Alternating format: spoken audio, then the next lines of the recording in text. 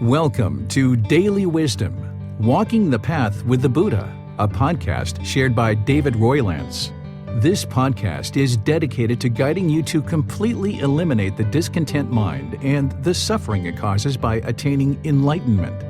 Learn and practice the teachings of Gotama Buddha that will guide you to fully attain a peaceful, calm, serene, and content mind with joy. To support this podcast, visit patreon.com/support Buddha or visit buddhadailywisdom.com, where you will discover a full range of courses, retreats, and online learning resources to assist you on the path to enlightenment. Now, here's our teacher to share more.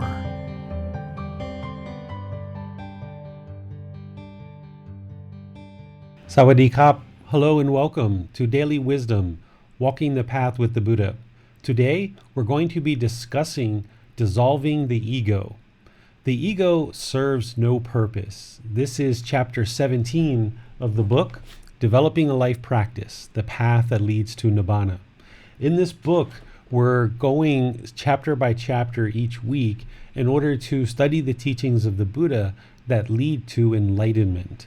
Enlightenment is the goal of Buddhist teachings, where we're actively training the mind through learning the teachings, applying those in a daily practice, which includes things like the Four Noble Truths, the Eightfold Path, the Five Precepts, and other very important teachings to help awaken the mind to the enlightened mind state.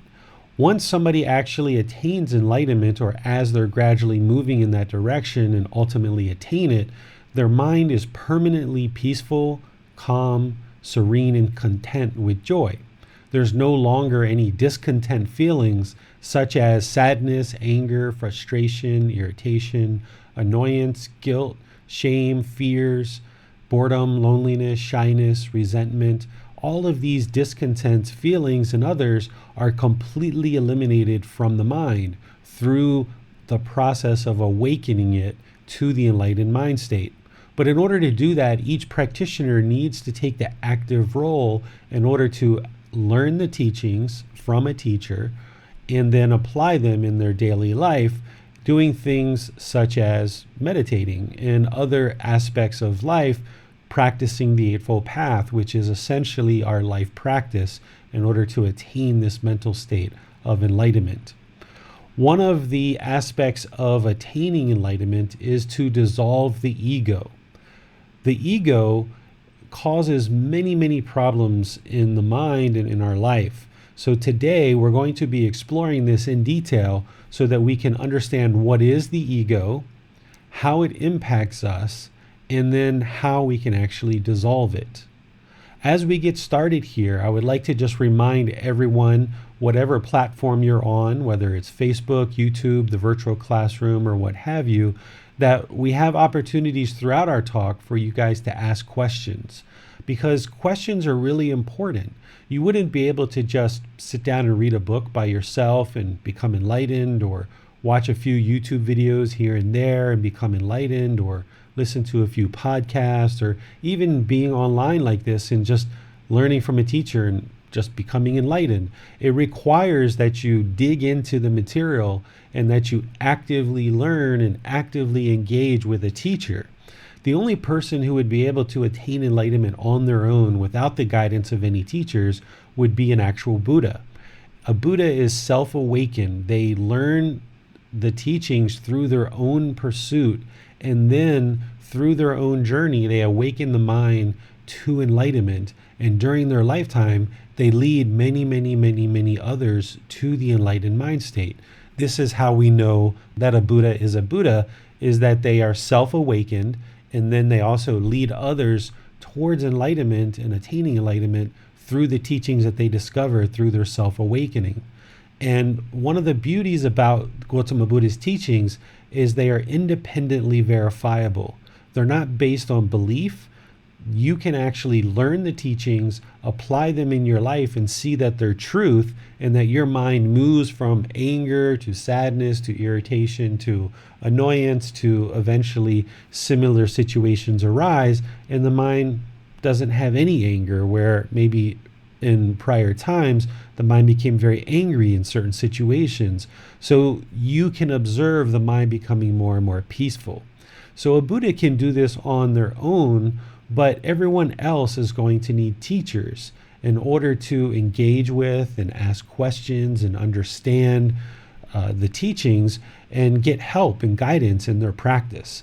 So asking questions and seeking guidance from a teacher is part of this path, and is why Gotama Buddha during his lifetime helped as many people as possible to attain enlightenment. So over the last 2,500 years, with his teachings and those people knowing how to attain enlightenment, the teachings have been handed down from person to person to person over the course of 2,500 years. So the last Buddha currently known to the world existed 2,500 years ago. And he became enlightened on his own through his own journey. He shared those teachings. More and more people became enlightened. They could observe that for themselves, that their mind was completely peaceful, calm, serene, and content with joy. Permanently, they no longer experienced sadness or frustration or anger or annoyance or boredom or loneliness. All of that was eradicated from the mind. So they knew that they had studied the teachings that led to the truth, which is enlightenment, because they could experience it for themselves. So it's possible for you to ask questions. If you're on Facebook, YouTube, or the virtual classroom, you can put your question into the comment section, and our moderator, Max, will ask the question during the session.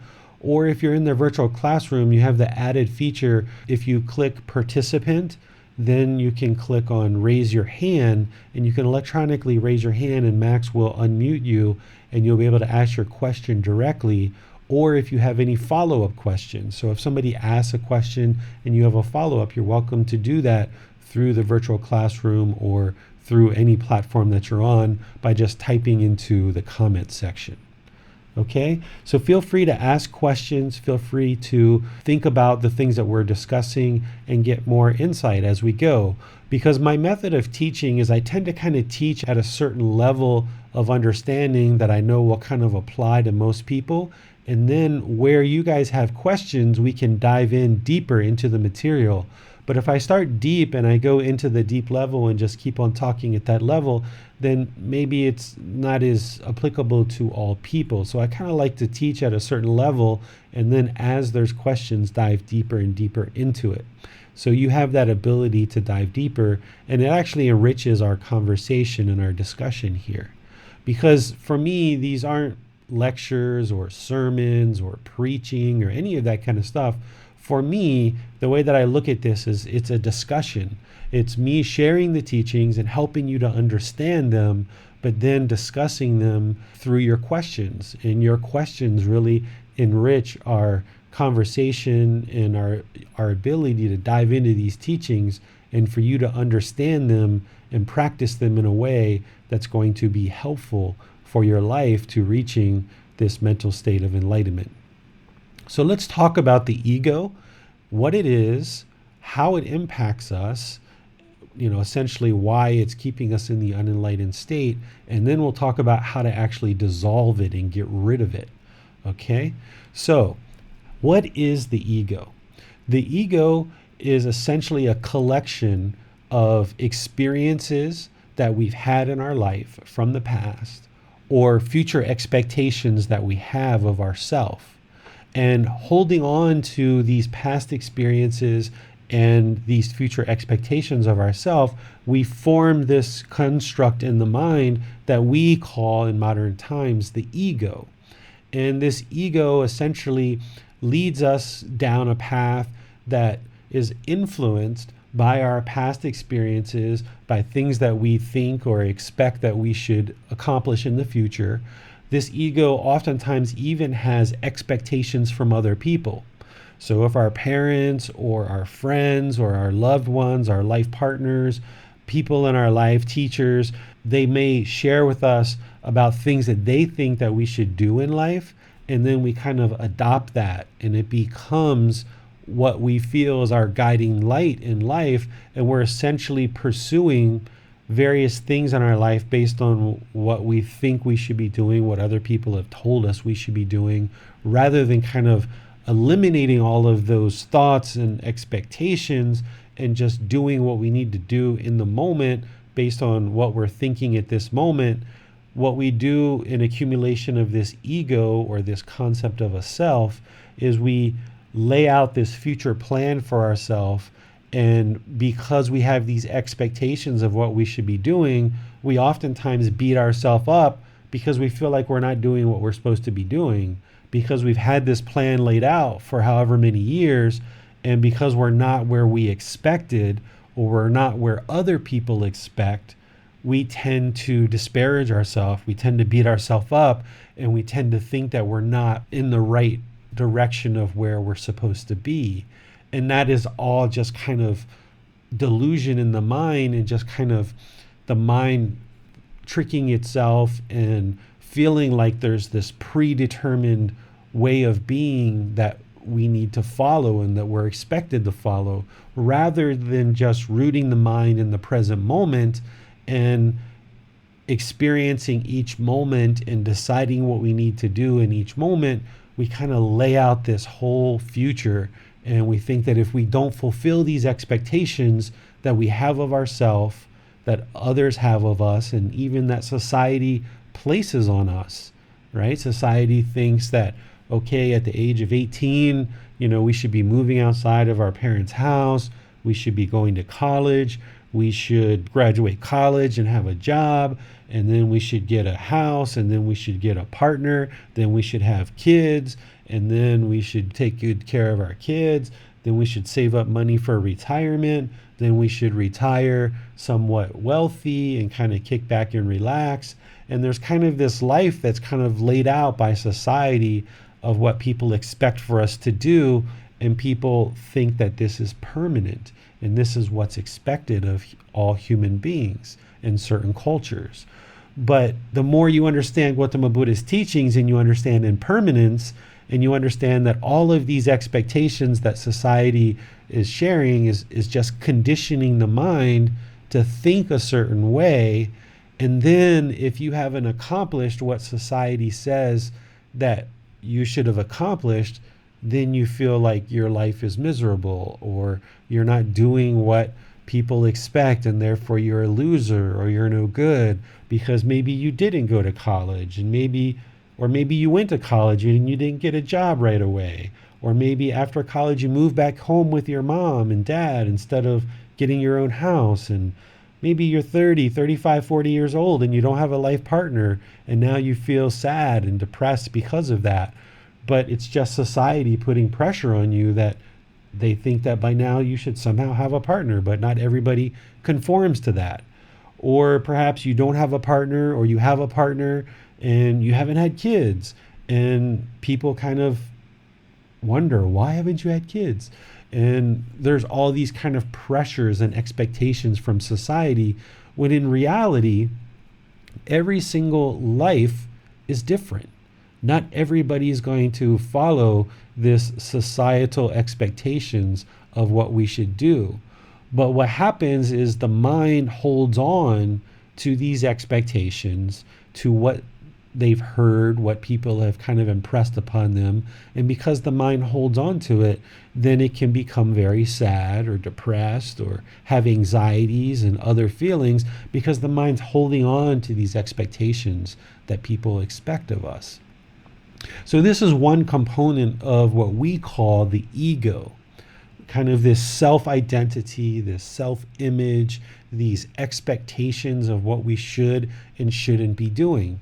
And it causes us problems in life because we're holding on to all this stuff in the mind. And then if we don't fulfill these expectations, we feel lesser of a person. And sometimes these things even lead to things like suicide, or they lead to antidepressant medication or anti-anxiety medication, or somebody thinking they're mentally ill because they're always sad or they're always lonely. But they're only lonely because sometimes they're craving that life partner that everybody says we're supposed to have by a certain time in our life. But if we eliminate all of that expectation from the mind, then we can reside peaceful, calm, serene, and content with joy because we realize that everybody's unique and not everybody's going to fulfill these expectations of society. So that's one part of the ego, this self-identity, this self-image, these expectations that kind of get laid out for us. The other part of the ego is this conceit or arrogance that once we maybe have accomplished something, or once we've kind of gone through certain stages of our life, we feel like, okay, now I can be arrogant and I'm better than everyone else, where we start judging others and we feel like we're above another person. And this arrogance or this conceit comes across in our conversations and our actions and our decisions, whether they're personal decisions or business decisions.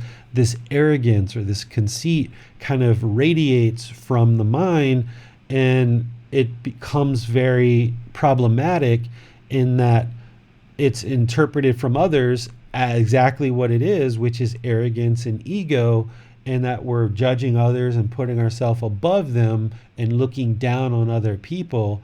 And now, because the ego thinks it's so great, there's all this arrogance, all this conceit, we think we're so wonderful, better than everyone else, then we hold ourselves in a higher esteem and we kind of disparage others, and we can't have loving kindness, which is active goodwill towards all beings, and we can't have things like compassion, where it's concern for others' misfortune. We can't have things like sympathetic joy, which is being pleased with others' success, even though we didn't contribute to it. And we can't have things like equanimity in the mind or calmness of the mind and treating all beings equally.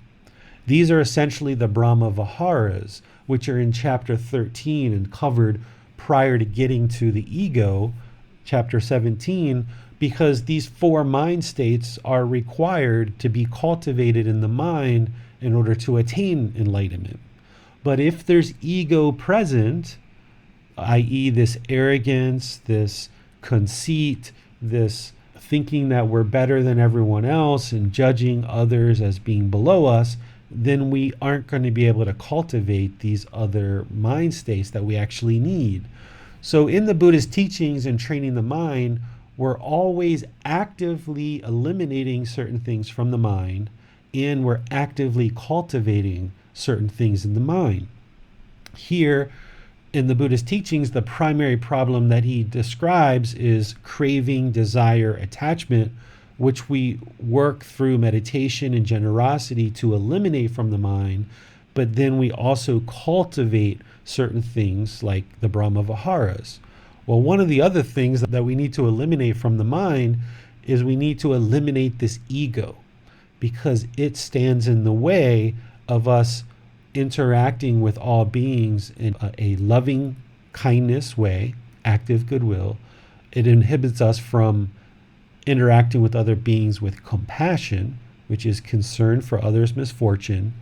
It inhibits us from having sympathetic joy, which is having joy in others' success, essentially eliminating jealousy, right? Because if we're jealous of other people because they're successful, or we perceive what's happened to them as being successful, that jealousy is going to stand in the way of you interacting with all beings in a peaceful, caring, and loving way.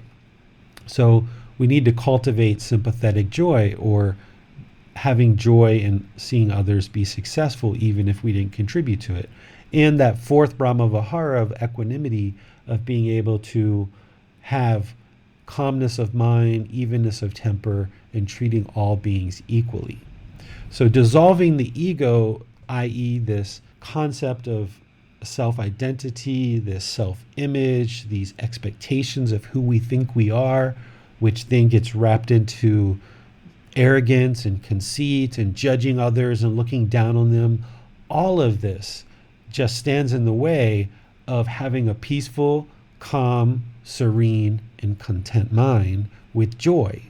Because if you're walking around with arrogance, it's not going to be very joyful, because other people are going to not be interested in being around that. It's not going to be helpful for you if you're looking down on others, judging others, and walking around with arrogance.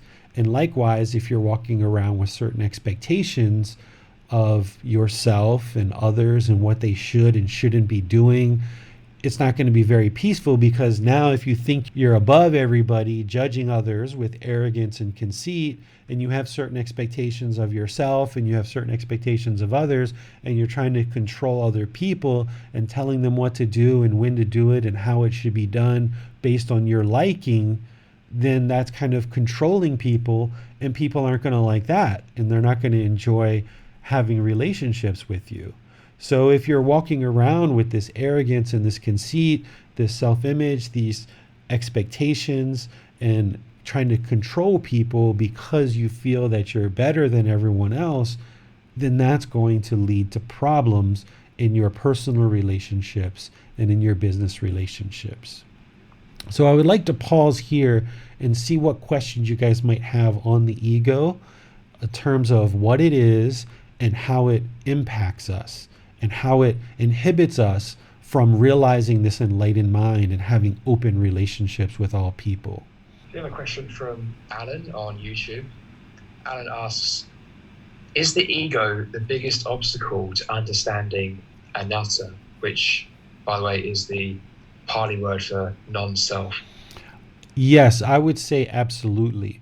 In fact, right after we're done with this round of questions, I'm going to discuss the 10 fetters, which goes into non-self and conceit and shows you how dissolving the ego is absolutely part of the Buddhist teachings. So yes, if there's ego there, it's very hard to eradicate the self. But what you're going to see when we talk is the Buddha kind of separated them in two different things, because the word ego didn't exist during the lifetime of the Buddha.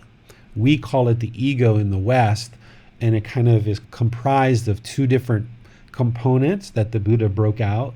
Here in Thailand and in Asia, the word ego still isn't kind of part of the vocabulary. I don't even think the Thais have it as part of their vocabulary. So we're going to break out the ego into two separate pieces so you can see it more clearly. I have a question. So he talks about cultural influences there, cultural expectations and conditioning. And yet at the same time, everything is our karma, everything is our choice. Every situation we end up in is really the result of our decisions. But we're all affected by cultural conditioning. So how do we reconcile those two facts? Essentially, we've been born into certain culture, a certain family, a certain country. And just being reborn into this human realm is wonderful, because now we have the opportunity to actually attain enlightenment. We experience painful feelings, pleasant feelings, and feelings that are neither painful nor pleasant. So this discontent mind that's comprised of these three things is exactly the motivation that we need in order to see, like, hey, life isn't 100% wonderful. I would like to fix it. And that's kind of the motivation in order to encourage us to become enlightened and practice these teachings. And being human, we have the ability to learn and cultivate the consciousness, essentially gaining wisdom, where an animal doesn't have that. An animal still experiences certain painful feelings and pleasant feelings and things like this, but they don't have the ability to cultivate their consciousness through learning teachings and creating wisdom. So this is the reason why animals can attain enlightenment, but humans can. So it's wonderful that we're human and we're born into certain conditions, born into certain families, certain education, certain wealth. Some places in the world, humans are born into famine conditions or poverty or things like this.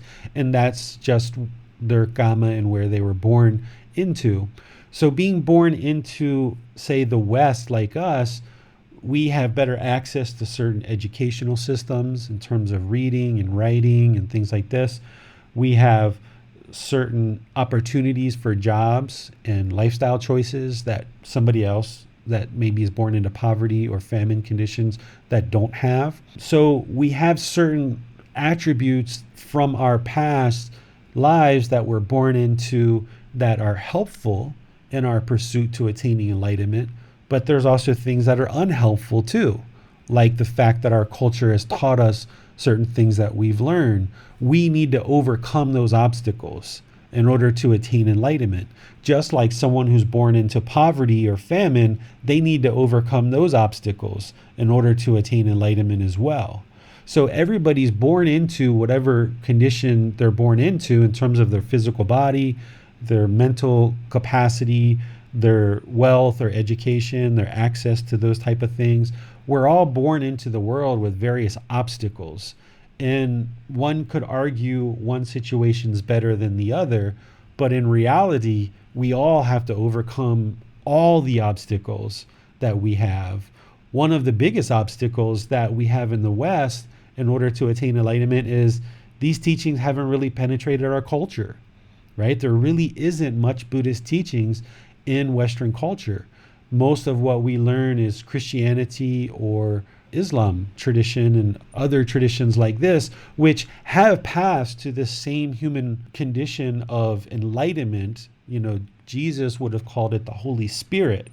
And he kind of taught his way of attaining this mental state, although he didn't describe it that way. But the underlying teachings are very similar. So Jesus's path, to me, isn't laid out quite as clearly as the Buddha's. But one of the obstacles we have to overcome in the West is just having access to these teachings.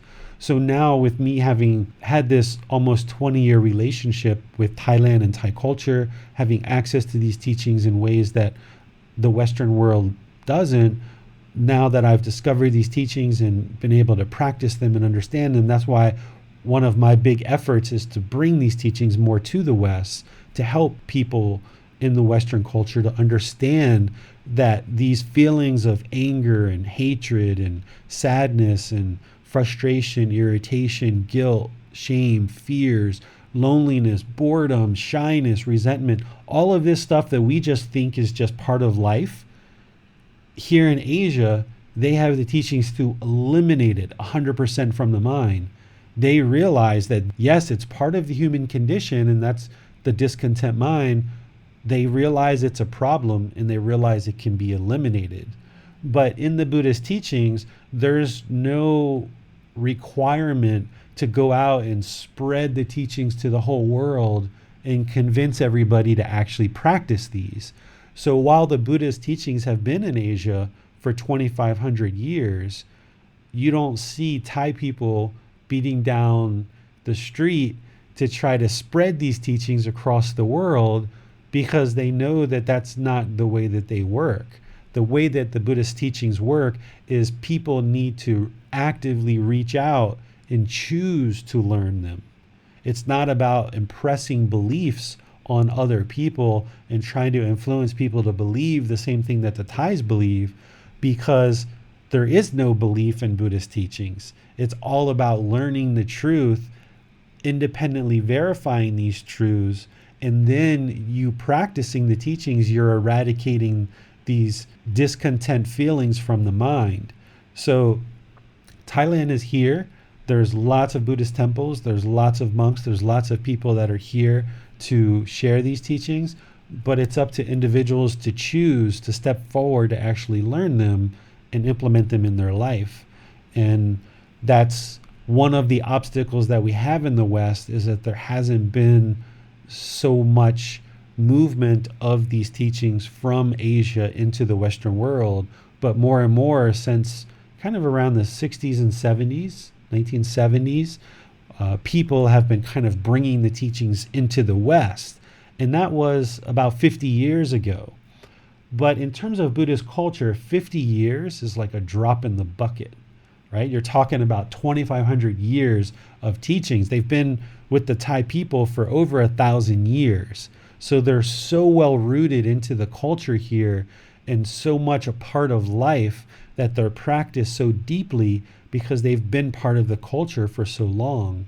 So the fact that they've kind of like been in Western culture and kind of starting this transmigration from Asia into the West in the last 50 years, that's like just getting started. That hasn't even like scratched the surface. And that's one of the big obstacles that we have in our culture. So this conditioning of our Western culture is an obstacle. But the Buddha's teachings will help you to eradicate that and see that this perfect image of happiness that is kind of like taught to us as children, this material wealth that we're taught is going to lead to this ultimate happiness. More and more we can learn that this isn't true reality, right? First of all, happiness is impermanent.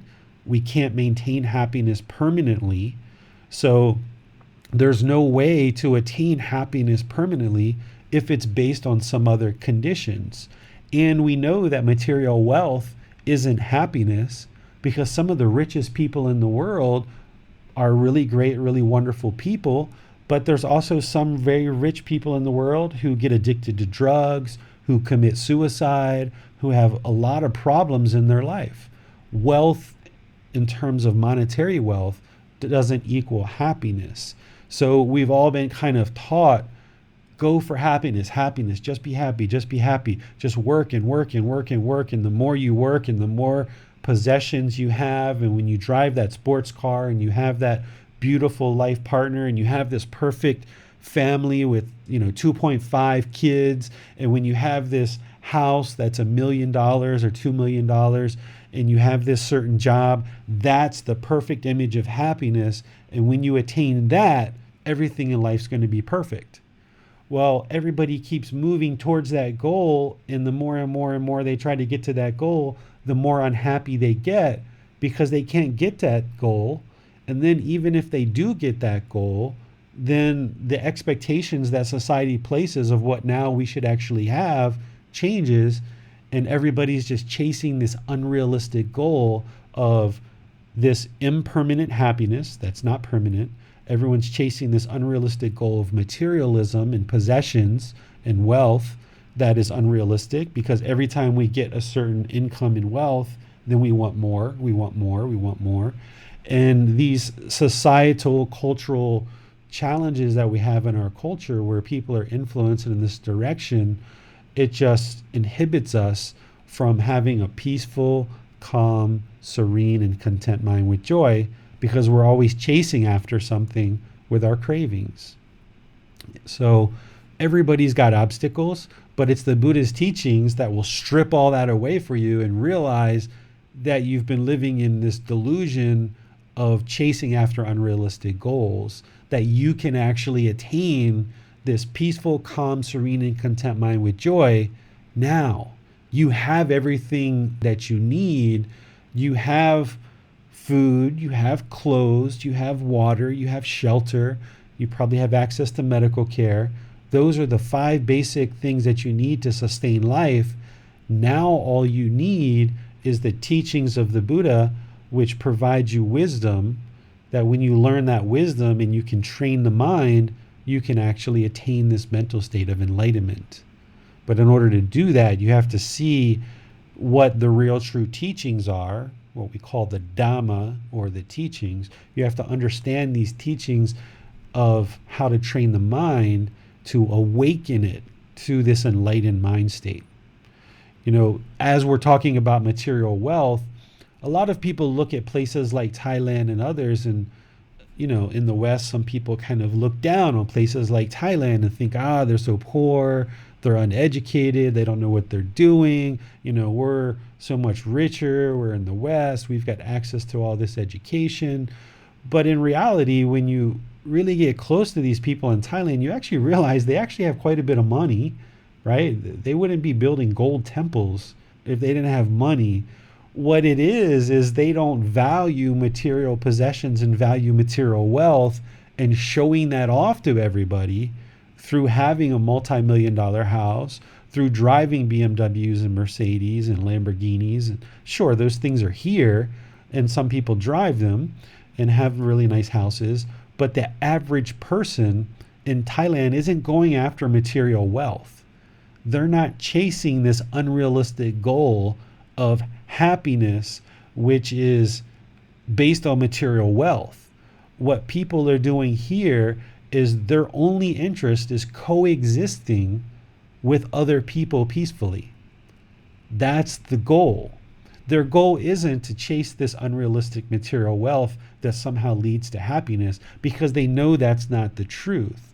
They know what creates true peacefulness is peacefully coexisting with their mother, their father, their brothers, their sisters, their aunts, their uncles, their neighbors, their teachers, their leaders in the community, their elders.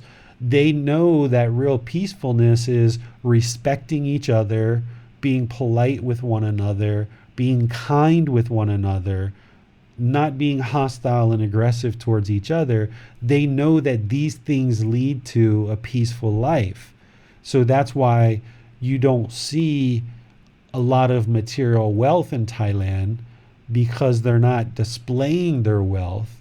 They don't have ego in terms of wanting to display their wealth and having a desire to display their wealth. What they're interested in is, let's make sure everyone in the village, i.e. our neighborhood, gets along with each other. Let's share our food, let's share smiles, let's share our resources. If somebody needs help in our community, let's all help them. Let's be kind, let's be loving, let's be caring. None of us are getting out of here alive, so why don't we all just figure out how to live peacefully together? And this is what essentially goes on here in Thailand, is everybody's being peaceful with each other, making sure everybody has food and water and everyone's taken care of.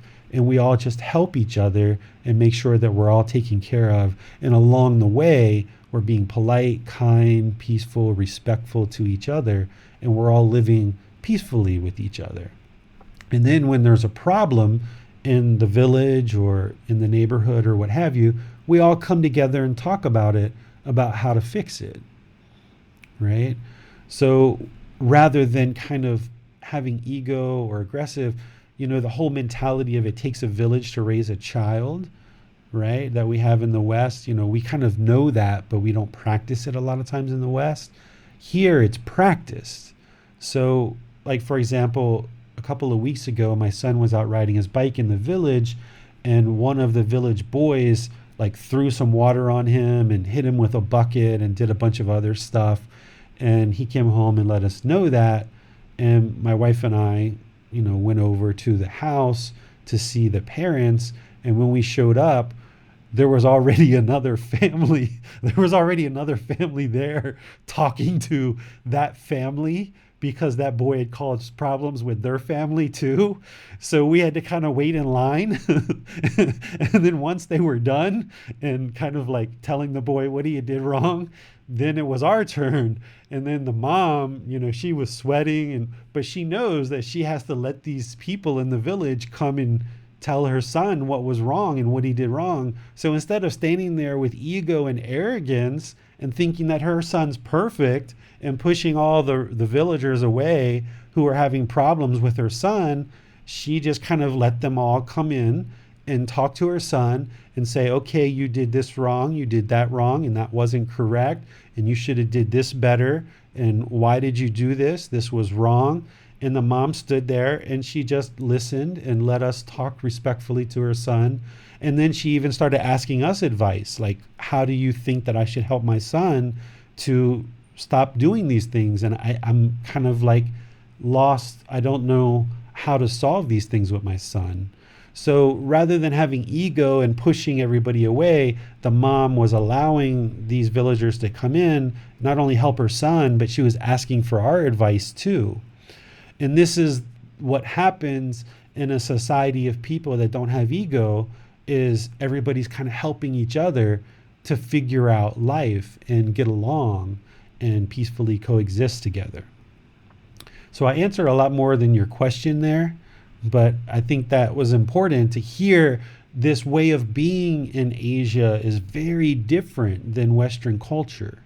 Very, very different than Western culture, where getting rid of the ego makes you so much more open and accepting of other people's thoughts and ideas and opinions. And as a group, we can then collectively evolve, supporting each other, living more peacefully with each other. Yeah, great. Thanks, David. That was a really helpful answer. And I like how you started out by saying, well, first of all, we're all human. So, you know, we've all got that going for us here in terms of liberating the mind.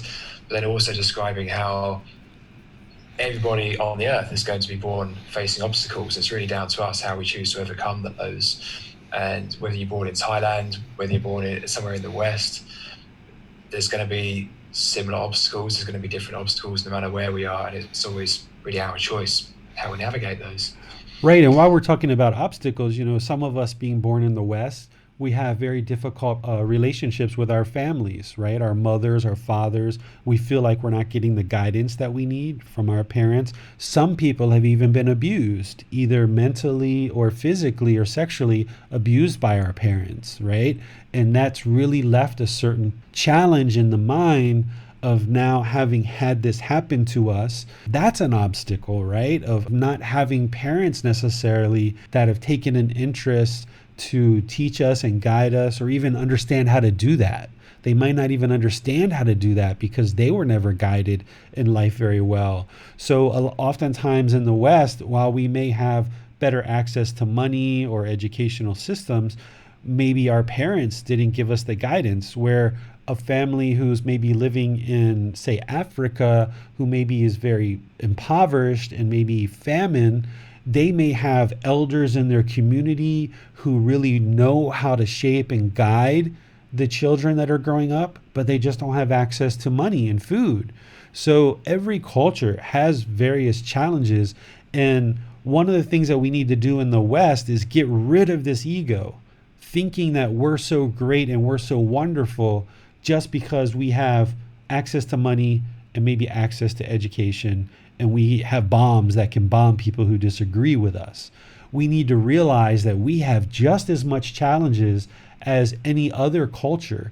And in fact, some of these indigenous cultures, like in Africa and South America and Asia, they actually have much more teachings from their elders because they respect their elders so much more than what we do in the West. So those teachings have been able to guide and shape young people growing up.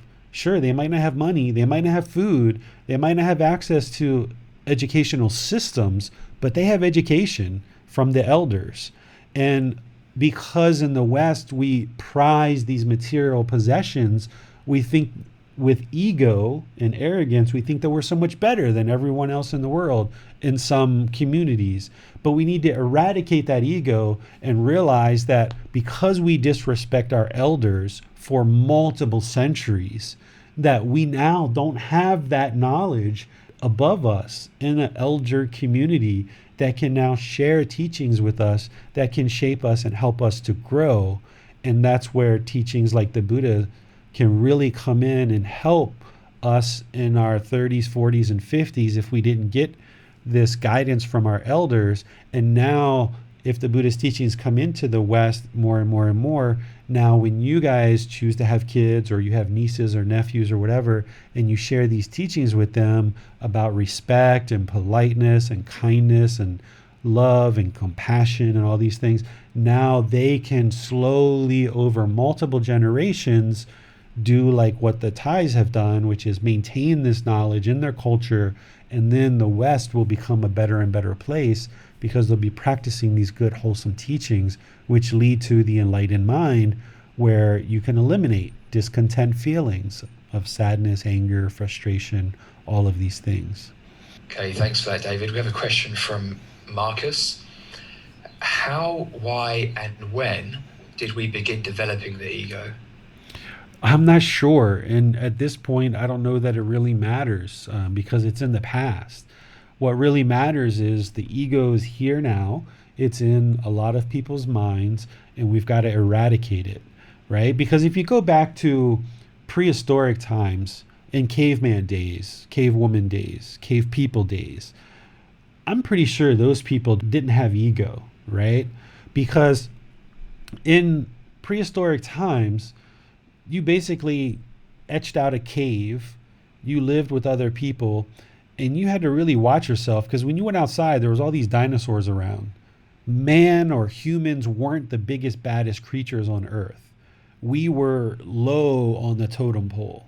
And when we went outside, we knew that we weren't the biggest, baddest creatures on earth, because there was all these big dinosaurs roaming around and we could be gobbled up in a heartbeat. Our only goal at that point in time, I would imagine, is just to survive, right? We would go out and collect berries and fruits and vegetables and try to sustain our life through food. We didn't invite people over to our cave and like, hey, look at my beautiful couch, look at my beautiful drapes, look at my nice new TV. Aren't I the man? Aren't I so important? Right? In caveman days, it was everybody just trying to peacefully coexist together.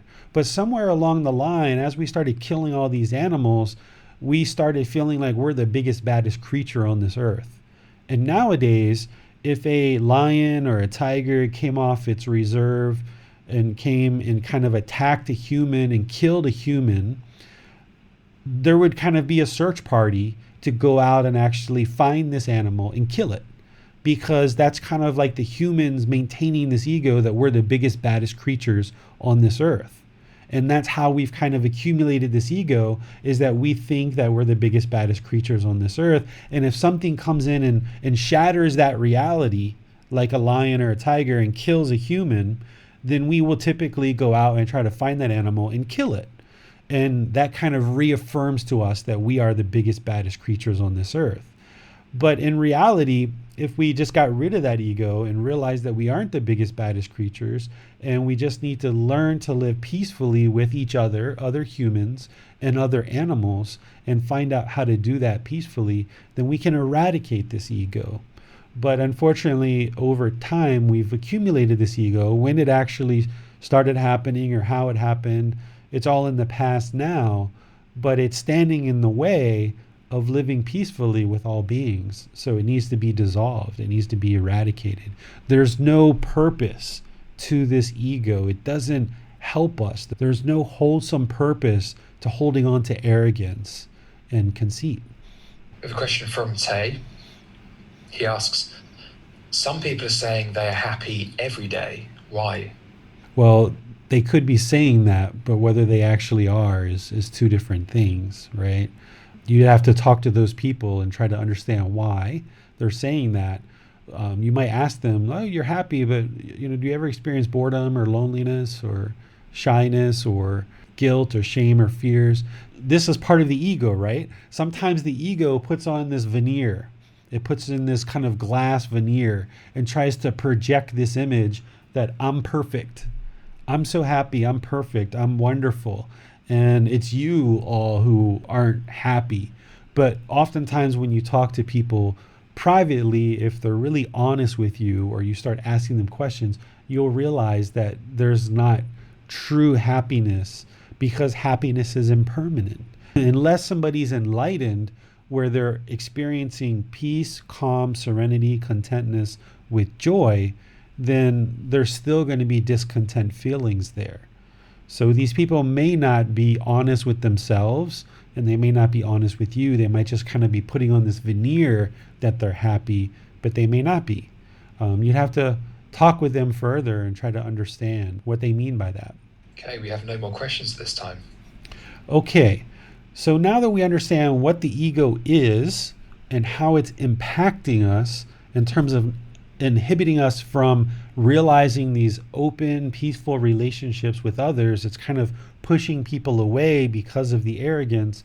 Let's look at the 10 fetters and how Gotama Buddha was describing this during his lifetime. Okay, Gotama Buddha gave us these 10 fetters, and what these are is they're called the taints. What a taint is an impure quality of mind, essentially pollution of the mind. These are things that inhibit us from attaining enlightenment. In order to attain enlightenment, we need to eradicate these 10 fetters. There's 4 stages to enlightenment: stream enterer, once returner, non-returner, and arahant. And there's different things that occur with these 4 stages of enlightenment. And in order to attain these various stages of enlightenment, we need to either eradicate or thin these various fetters. So for example, to get to the very first stage of enlightenment, which is stream enterer, you need to eliminate the first three fetters: personal existence view, doubt about the teachings, wrong grasp of behaviors and observances. That's to get to the first stage of enlightenment. And remember, prior to the 4 stages of enlightenment, there's 4 jhanas, which we talked about in our last session. So to get to this first stage of enlightenment, we need to eliminate the personal existence view. This is essentially realizing non-self. Okay? What non-self is this is the self-identity, the self-image in the mind, certain expectations that we have of ourself, thinking that there's this permanent self. And when we think that there's this permanent self, then we protect it. The mind becomes discontent because when somebody says something that affects our self-identity or our self-image, we then become hostile and angry because the mind feels offended because somebody has maybe talked negatively about us.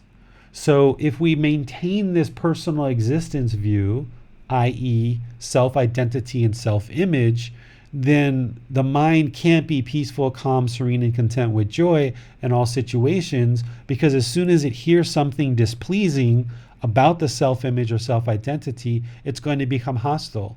It's going to become angry. It's going to have hatred. It's going to react negatively towards the other person. And this isn't an enlightened mind. So in order to get to this first stage of enlightenment, we need to eradicate this personal existence view or realized non-self. There's a lot more to understand here about non-self that we can talk about. If you guys have questions, we can even talk about it more on Wednesday if you want. But this is one component of what we call the ego. What we call the ego, this is just one component of it. So this needs to be eradicated from the mind. And essentially what we need to do is practice in a way where we don't think this is mine. What ends up happening when there is a personal existence view is everything becomes mine, and we become very selfish because we think there's a self. We haven't realized non-self. So we think there's a self. We become very self-centered. We become very selfish, and everything's mine. My car, my mom, my son, my life, my job. And then when we lose these things, or they become damaged, or they disagree with us, then the mind becomes discontent. So if it's my car and it belongs to me, then when there's an accident or someone scratches it, now the mind becomes hostile. Or if it's my job and now I get laid off because the economy's bad, now the mind becomes discontent. It becomes sad or lonely or upset or bored because I've lost my job. The mind doesn't recognize impermanence, that everything's always changing.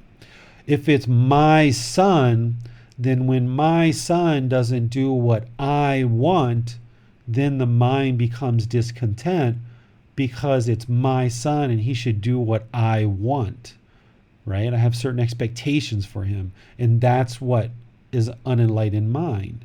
Or if it's my life, then when I'm getting closer and closer to death, I'm losing my life, and now I become discontent, angered, frustrated, irritated, whatever. Or if it's my mom, when my mom dies, then that's been taken away from me, and now the mind becomes discontent because it was mine and now it's gone, and it should be mine because I'm selfish. So this personal existence view and thinking there's this self, everything's mine, belongs to me, becoming very selfish. Now we try to hold on to all this stuff, whether it's a car, a job, an income, a wife, a husband, a boyfriend, a girlfriend, a child, a job, whatever it is, we hold on to all this stuff. And then when it either disagrees with us, our life partner disagrees, has a different opinion, or our child disagrees with us, or we lose our job, or we lose our car, because all these things are going to leave us someday because of impermanence. Nothing's permanent. So when all of this stuff goes away or disagrees with us, then the mind becomes discontent. And this is why this personal existence view has to be eradicated from the mind and realize non-self, or else you're always going to be discontent, because nothing is yours. Nothing belongs to you. Even this life, even this human life, it doesn't belong to you. It's going to leave someday. You're going to actually die. And you have to come to grips with that. And all the relatives and all your family, everybody around you is going to die someday. And it's just part of life. So if we hold on to this personal existence view, this one component of the ego, then the mind's going to be discontent. So that needs to be eradicated. And then as we move through the stages of enlightenment, the first 3 stages, essentially you're working with these lower fetters: personal existence view, doubt about the teachings, wrong grasp of behavior and observances, sensual desires, and ill will. You're working to eradicate those. If you eliminate all of these in the mind through good, wholesome teachings and practices, you're going to notice some very significant improvements in terms of your abilities to interact with personal and professional relationships, and your life's going to be quite nice having attained any of these 3 lower stages of enlightenment. But if you want to get to actual full enlightenment, or arahant, the 4th stage, where you completely eliminate all of the discontent mind 100%, you not only need to eliminate the lower fetters, but you need to eliminate the higher fetters. So somebody who has attained either the 1st, 2nd, or 3rd stage of enlightenment can still have conceit or arrogance, right? And if you have this or any of the other higher fetters, then the mind is not yet fully enlightened. And there's still going to be discontentedness in these 3 lower stages of enlightenment. It's not until you eradicate all of the 10 fetters that the mind is fully enlightened, and you'll have eradicated 100% of the discontent mind, which includes desire for form, which is essentially desiring to be reborn back into the human world or animal world, desire for formless, right? A desire to be reborn in one of the formless realms, which is hell, afflicted spirits, which is like ghosts and demons, things like this, or heaven, right? The goal of the Gotama Buddha's teachings is to not even be reborn in heaven, because those beings are still existing. And the goal is to eliminate existence. And there are people who actually desire to be reborn in hell, believe it or not. There's people like that. And there's people who have a desire to be reborn as a ghost or a spirit, right? So we have to eliminate those, which for some people, those might be pretty easy to eliminate. And then there's this fetter of conceit or arrogance or pride or judging, right? Being so proud of ourselves. That's where, once you've eliminated the personal existence view in conceit or arrogance, now you've completely dissolved the ego, 100%. And then the last 2 fetters, the restlessness, which is like a confused, distracted, restless state of mind, the opposite of single-mindedness. And then the 10th fetter is what we call ignorance, and also we call it delusion. But I feel the Buddhist teachings on this is closer to what I would describe as unknowing of true reality. Right? This unknowing of true reality is the mind doesn't realize that it's causing itself to be discontent, and it doesn't realize it can eliminate it. This is the Four Noble Truths. If you've studied back to the Four Noble Truths and you understand what that is, that we cause our own discontentness and we can eliminate it, then you've eliminated some of the unknowing of true reality. If you've studied the Eightfold Path and you're starting to practice that and you see how to implement that, then you're starting to eliminate some of the unknowing of true reality.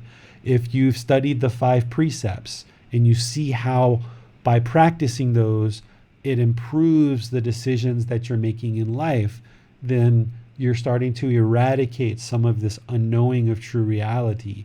If you understand the natural law of karma, if you understand the 3 poisons, if you understand a lot of the things that we're learning, the Brahma Viharas, eradicating the ego, all of these things, essentially an arahant is someone who has no unknowing of true reality whatsoever. They can explain all the things that are happening in the world in terms of things like COVID and racism and protesting, murders and rapes and poverty and famine. They can describe all of this stuff through the teachings of the Buddha, because the Buddha's teachings actually explain all of the things that are happening in the world around us. So someone who's eradicated this unknowing of true reality will be able to explain everything that's happening in the world based on the teachings of the Buddha, because he explained why all of these things are actually occurring in the world based on the human mind and how we make decisions. But this talk isn't really about going into depth with the 10 fetters.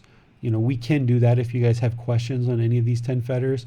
This talk is mainly focused on the ego, and what I would like to draw your attention to is that the Buddha separated this out because during his lifetime the word ego didn't exist yet.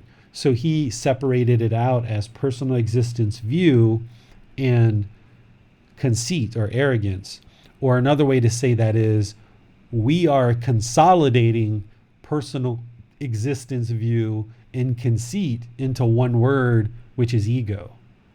But it's important that you separate it and you see that these are 2 separate things, because you may eliminate this personal existence view, this self-identity, self-image, but there's still ego there. There's still arrogance. There's still pride. There's still judging other people, even though you might have eliminated the concept of a self in the mind.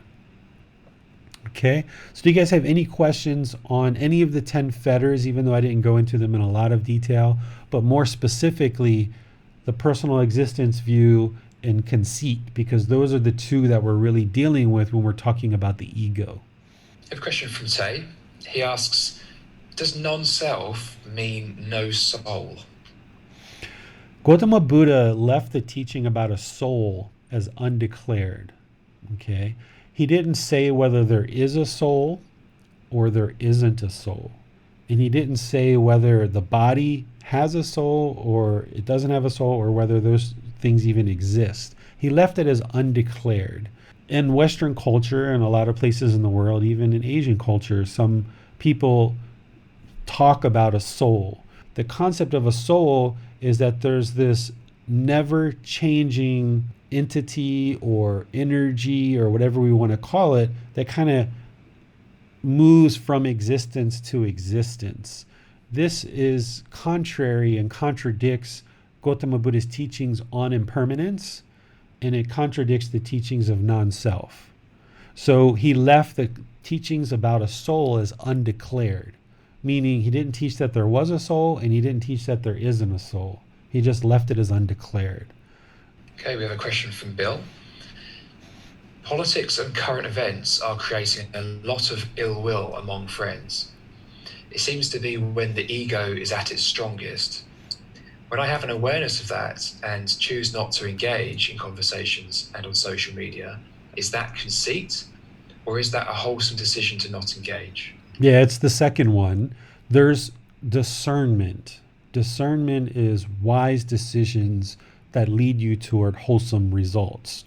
So Gotama Buddha actually discouraged his monks from discussing politics and events of the world, because he really was interested in focusing them on attaining enlightenment and then teaching others how to attain enlightenment. And he only discussed things that lead to enlightenment. And we know that discussions on politics don't lead to enlightenment. So if you're choosing not to talk about politics, you're actually practicing the higher teachings that Gotama Buddha gave to his monks, which is don't discuss politics because it doesn't lead to enlightenment. So there's nothing wrong with not discussing politics and choosing not to do that. That's not arrogance. That's just, I choose not to talk about that. And that's one of my choices too, is I don't talk about politics, not even with my wife. I don't even talk about politics because political people and what's going on in politics, that just happens and there's people involved in that. And I just choose not to be involved in it. It's not ego, it's not conceit. Now, if you were judging others, if you were saying, I'm not going to talk about it because I'm better than everyone else, and those people who talk about politics are no good, they're horrible people, that would be conceit. That would be arrogance. That would be ego. But if you're just choosing not to talk about it and you're like, you know what, I just choosing not to talk about it. But if you guys want to talk about it, go ahead. That's practicing in a way that's not conceit, arrogance, or ego. Because in reality, in the lay life, right, the Buddha taught his monks not to talk about politics. But in the lay life, for certain people who choose to get into that, they do need to talk about it. And it's helpful to talk about it because it's politics that shapes our society and our societal systems. The challenge is that people get so attached to their views and their opinions and their ideas about politics. They have this mental longing, this strong eagerness, this craving, this desire, this attachment to their opinions, their views, their ideas, that then it becomes hostile, becomes angry. Everybody becomes frustrated because they're trying to push and control their way, right? That's where the real problems come in. Here in Thailand, they have politics as well, but people tend to just sit around and talk about what's good for the country and what's good for the people, rather than forcing their views or opinions on other people. They're just discussing what is helpful to the people. And in doing that, you can have very helpful political discussions. But in the West, we tend to hold these opinions, views, and ideas so strongly that everybody becomes inflamed and they can't talk about politics peacefully unless it's somebody that agrees with your opinion 100%. As soon as people start disagreeing in political communities, for some, it becomes very hostile. But what these teachings can offer to the West is learning how to talk about politics, if you choose, in a very peaceful way, because it is possible. It is possible to do, and it's actually more beneficial. But if we go around in politics and we disparage other people and we talk bad, slandering, gossiping, we talk hostile and aggressive, and we think everybody else is wrong and we're right, which is ego, then the whole thing becomes messy. And this is where a lot of people choose to not talk about politics. But if people get rid of the ego and they get rid of the craving, holding on to these ideas so tightly, and they just sit down and they just talk about what's best for the public, what's best for society, what's best for humanity, they can have a very respectful conversation even when they're disagreeing with each other, and can come to some conclusion. And the conclusion might be that we just disagree on this, and that's okay. But because of craving, some people get so adamant in these political discussions that they're not going to give up the discussion until either everybody agrees with them, or the discussions become so hostile, everybody walks away from it angry.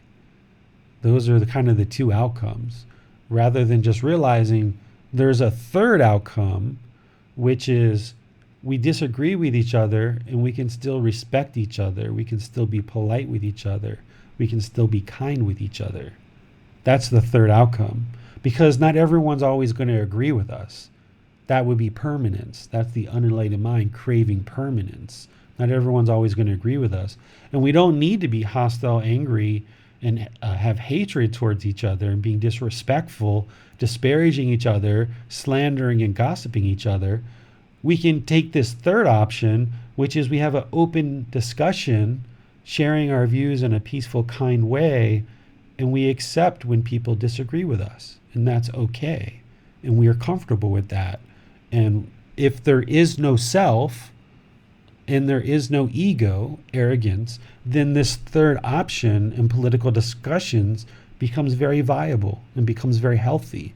And this is where you can move the conversation along, because disagreement is actually helpful and it moves the agenda of the world and of societies forward, because we can now disagree respectfully. What are some things we can do, David, to thin and eventually eliminate personal existence view? Okay, so that's what we're going to talk about now. That was kind of like the next piece of this talk, is talk about how do we eradicate this, right? Now that we see the problem, hopefully you guys are seeing the problem, how this personal existence view, how this conceit, this arrogance, this pride, this judging other people, this leads to horrible problems in the world. Not only does it lead to some of the problems we're talking about right now, but this is what creates war. This is part of what creates war, right? Millions and millions of people have died over the course of humanity because of ego, right? One country's leader maybe offends another country's leader, or one country feels like they're so much better than the other country, and they want to impress upon another country to do it our way. And if you don't do it our way, we're going to bomb you into submission because we're better than you, right? This ego, this arrogance, this personal existence view, it causes problems on a day-to-day basis, in that we don't have good, healthy relationships with individuals, but it causes significant problems at the world level when you've got leaders who are disagreeing with each other, and now their ego gets involved. They have access to arsenals of weaponry and military, and now they start bombing each other, and now millions of average people like us start dying because of these bombs. Or we get bombed into submission, and now there's famine or disease or illness. Or now our elders have gone away to war and gotten killed, and now the children don't have the guidance and support or income that they need to sustain their life, right? So this ego just causes enormous problems in the entire world. Yes, it causes problems individually in our individual relationships, but at a much higher level with leadership across the world, it causes enormous problems. So eradicating this ego and dissolving the personal existence view and conceit, arrogance, pride, judging each other is also important, because there's no reason for one country to tell another country, you've got to do it our way. And if you don't become like us, then we are going to bomb you, right? So what we need to do on an individual level to eliminate personal existence view is we need to recognize impermanence, that there is no permanent self, right? There is no permanent self, that this self-identity, this self-image that we've walked around with has changed over the course of our life. And the person that we are today is different than the person we were 5 or 10 years ago, because there is no permanent self. The image and identity that we've held on to in the mind, it's evolved and evolved and evolved, and it's changed. So there is no permanent self. So we need to recognize that it's impermanent.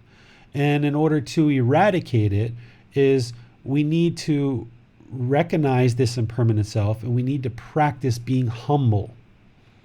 We need to practice being peaceful with others.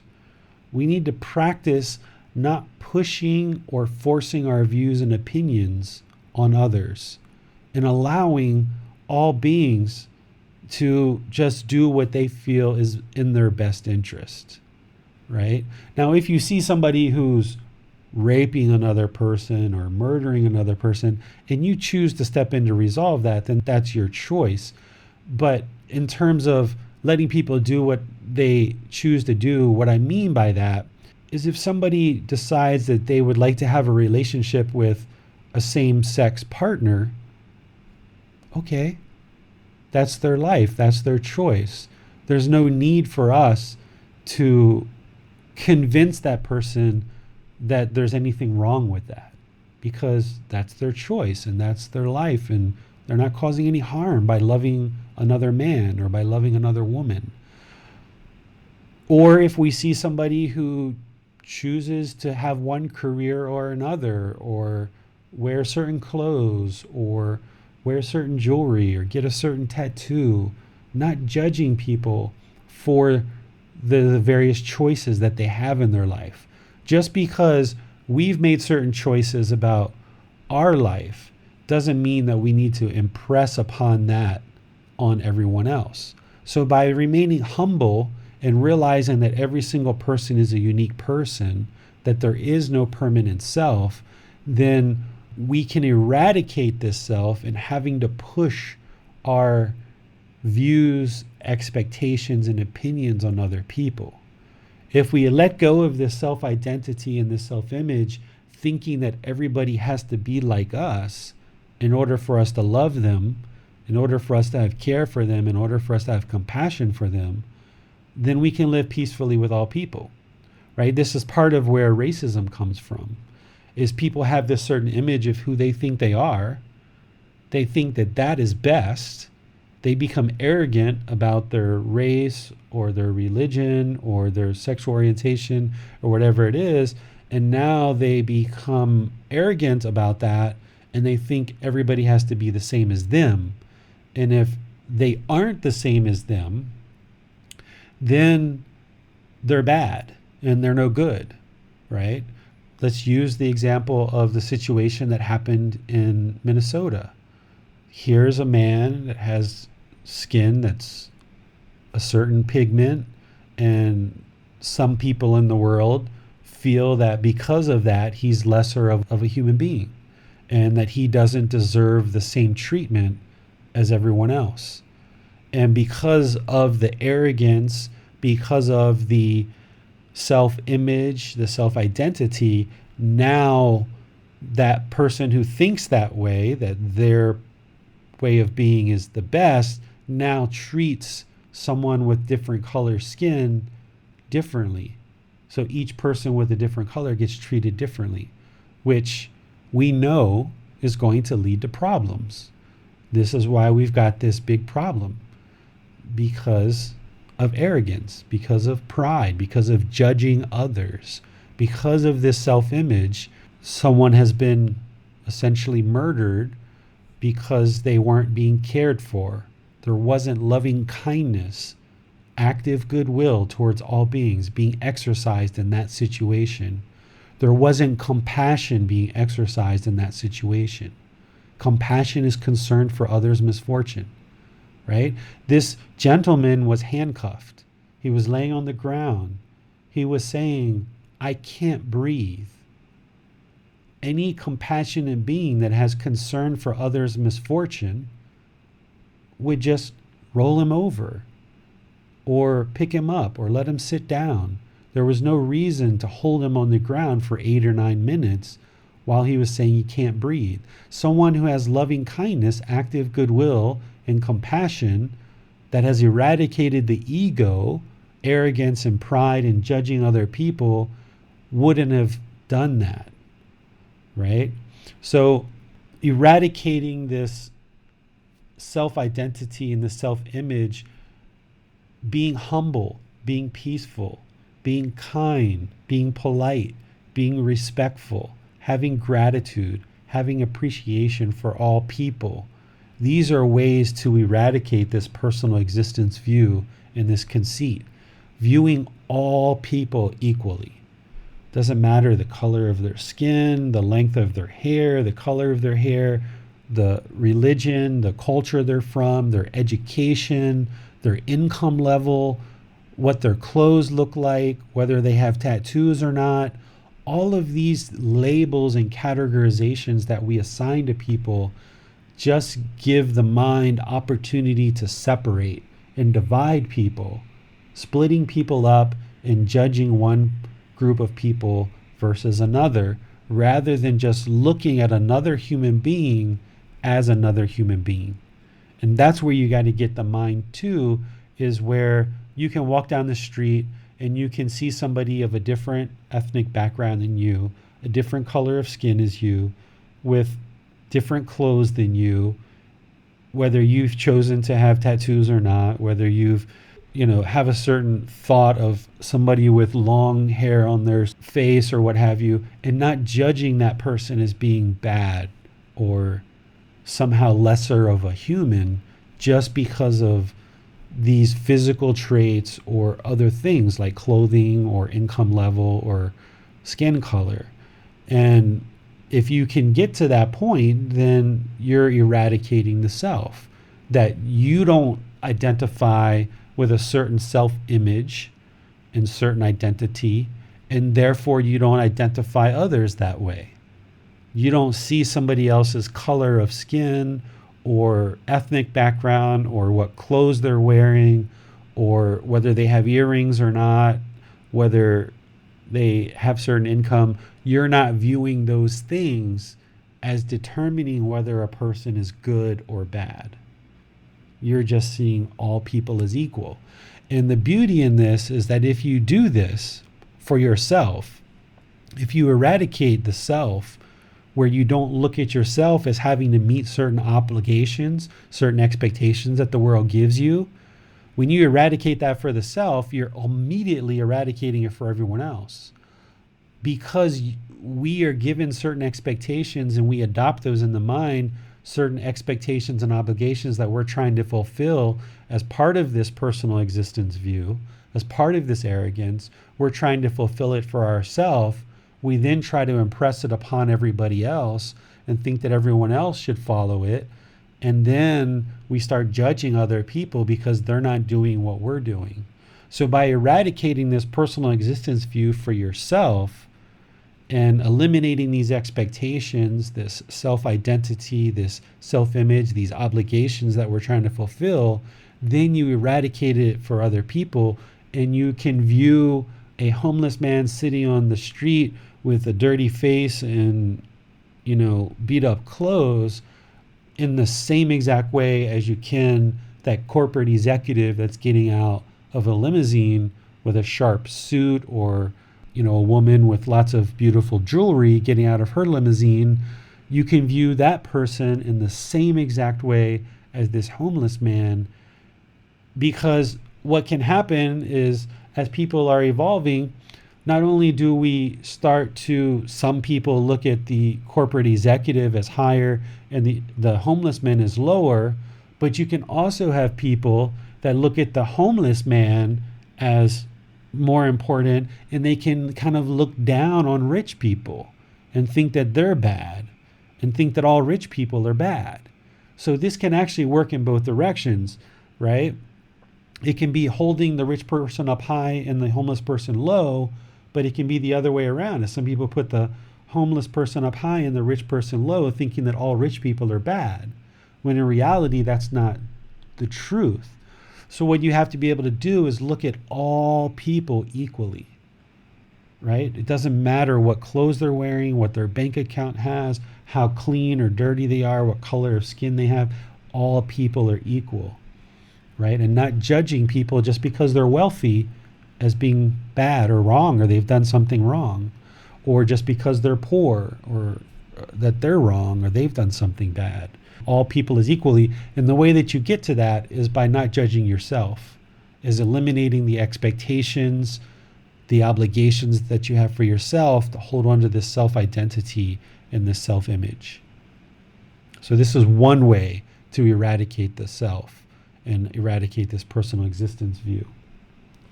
I've put some others in the book as well. Did you have any questions on any of those, Max, or anybody else?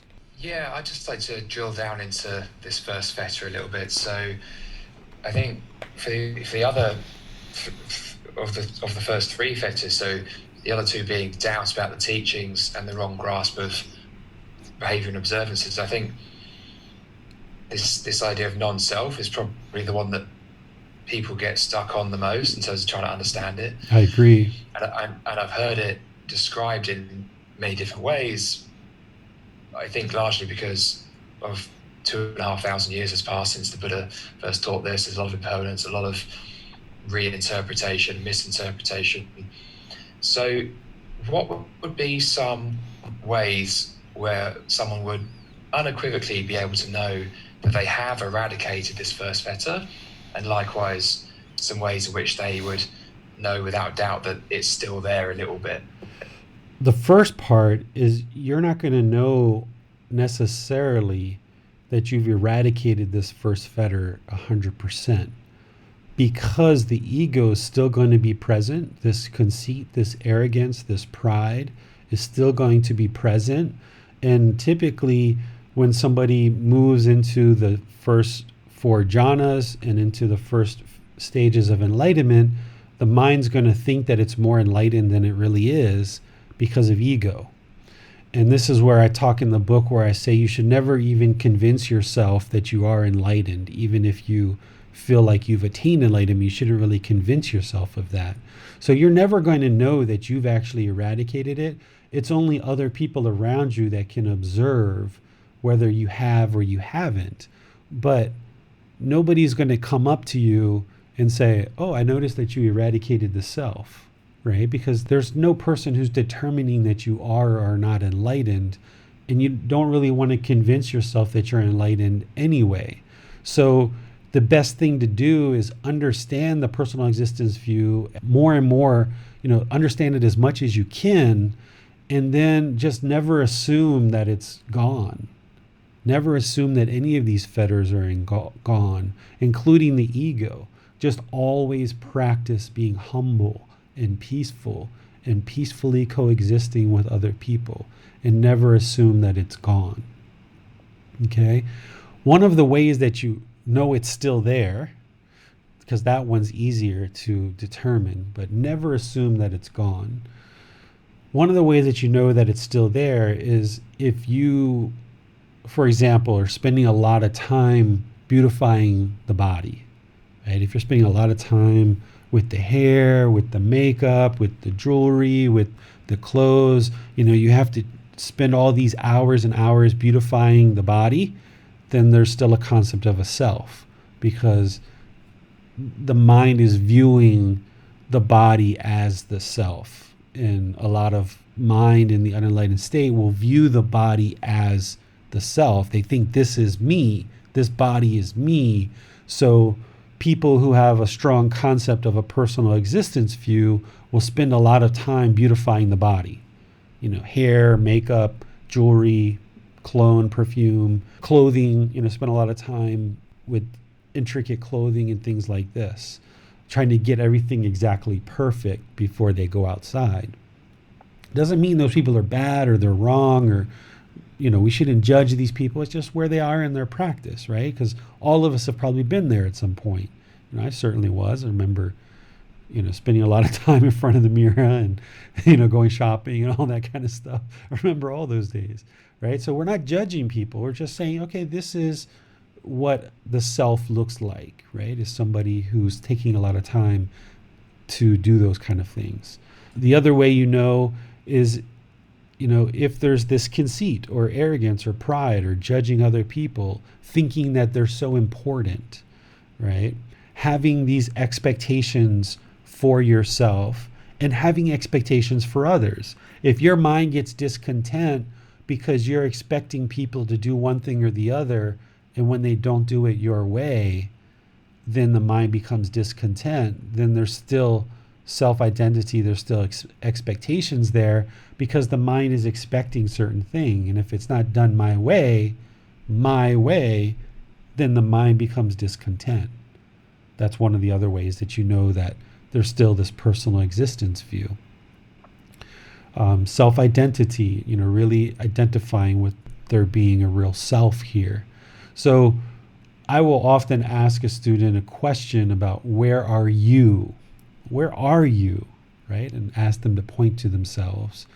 And there's certain questions that you can ask somebody And I don't want to give you the answers to those questions, but there are certain questions that I can ask people to determine if there's still a self there.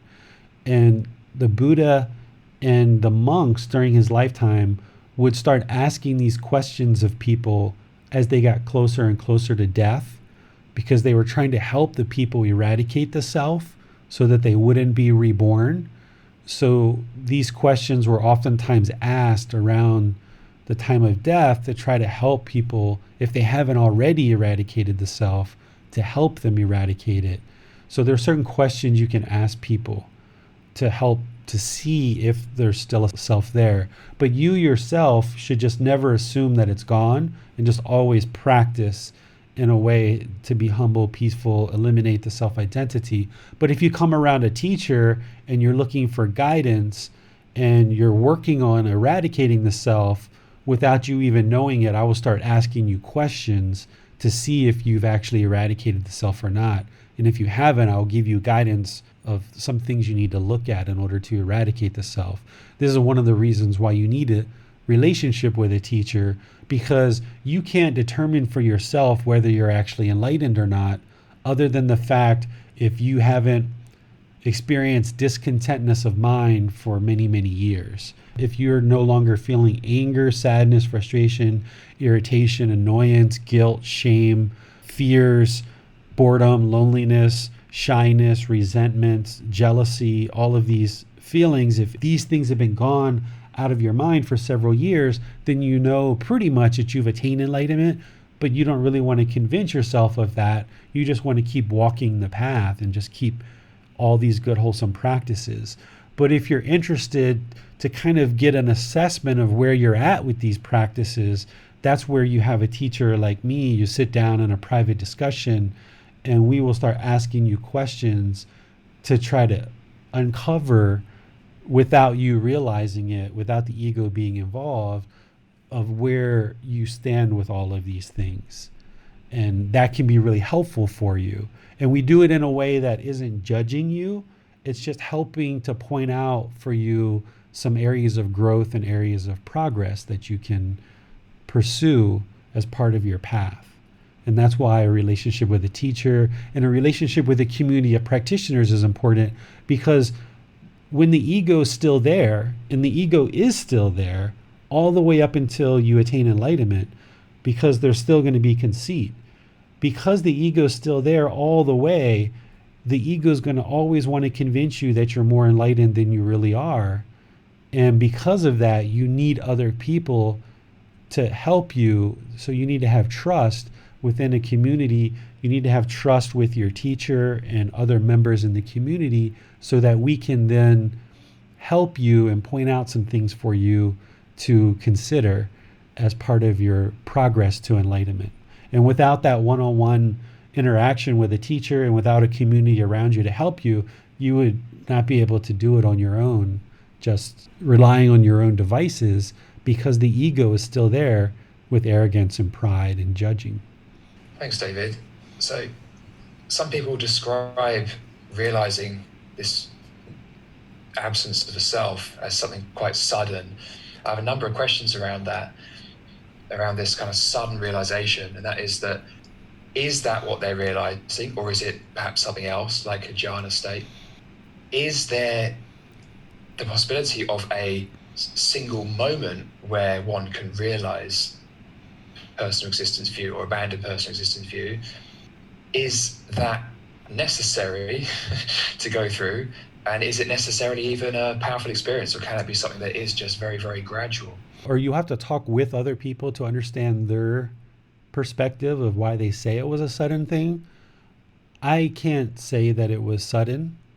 I see it as a gradual progression, right? There's a gradual progression of stripping away this self. And even the Buddha did this too, right? Because when he first left the palace, he started letting go of his attachments. One of the first things he did was cut off his hair. At that point, he was eliminating some of this personal existence view, this self-identity, this self-image, by cutting off his hair, but he hadn't yet realized non-self. Even though he wasn't directly following any teacher's guidance, he was doing what he felt was right, by cutting off his hair, it eradicated some of that self-identification and self-image. Then when he took off his royal clothing and put on these simple rags that were a robe, that was part of eradicating the self-image and self-identity. But he hadn't yet realized non-self, right? And it wasn't until later, as he progressed on his path in the forest, that he fully started understanding this. So to me, from my experience, realizing and eradicating this personal existence view is not a sudden thing. It's a slow progression. That's what the Buddha talked about. That's what my experience has been as well. But the more you're aware of what it takes to eliminate this personal existence view, this self-identity and self-image, the more you can start to slowly strip it away. And when you realize, I'm just standing in the mirror too long, like, let me just get out of here. Like, my hair doesn't have to be super perfect, because not everyone has to shave their hair to be enlightened. That's one path. People can do that, but you don't have to.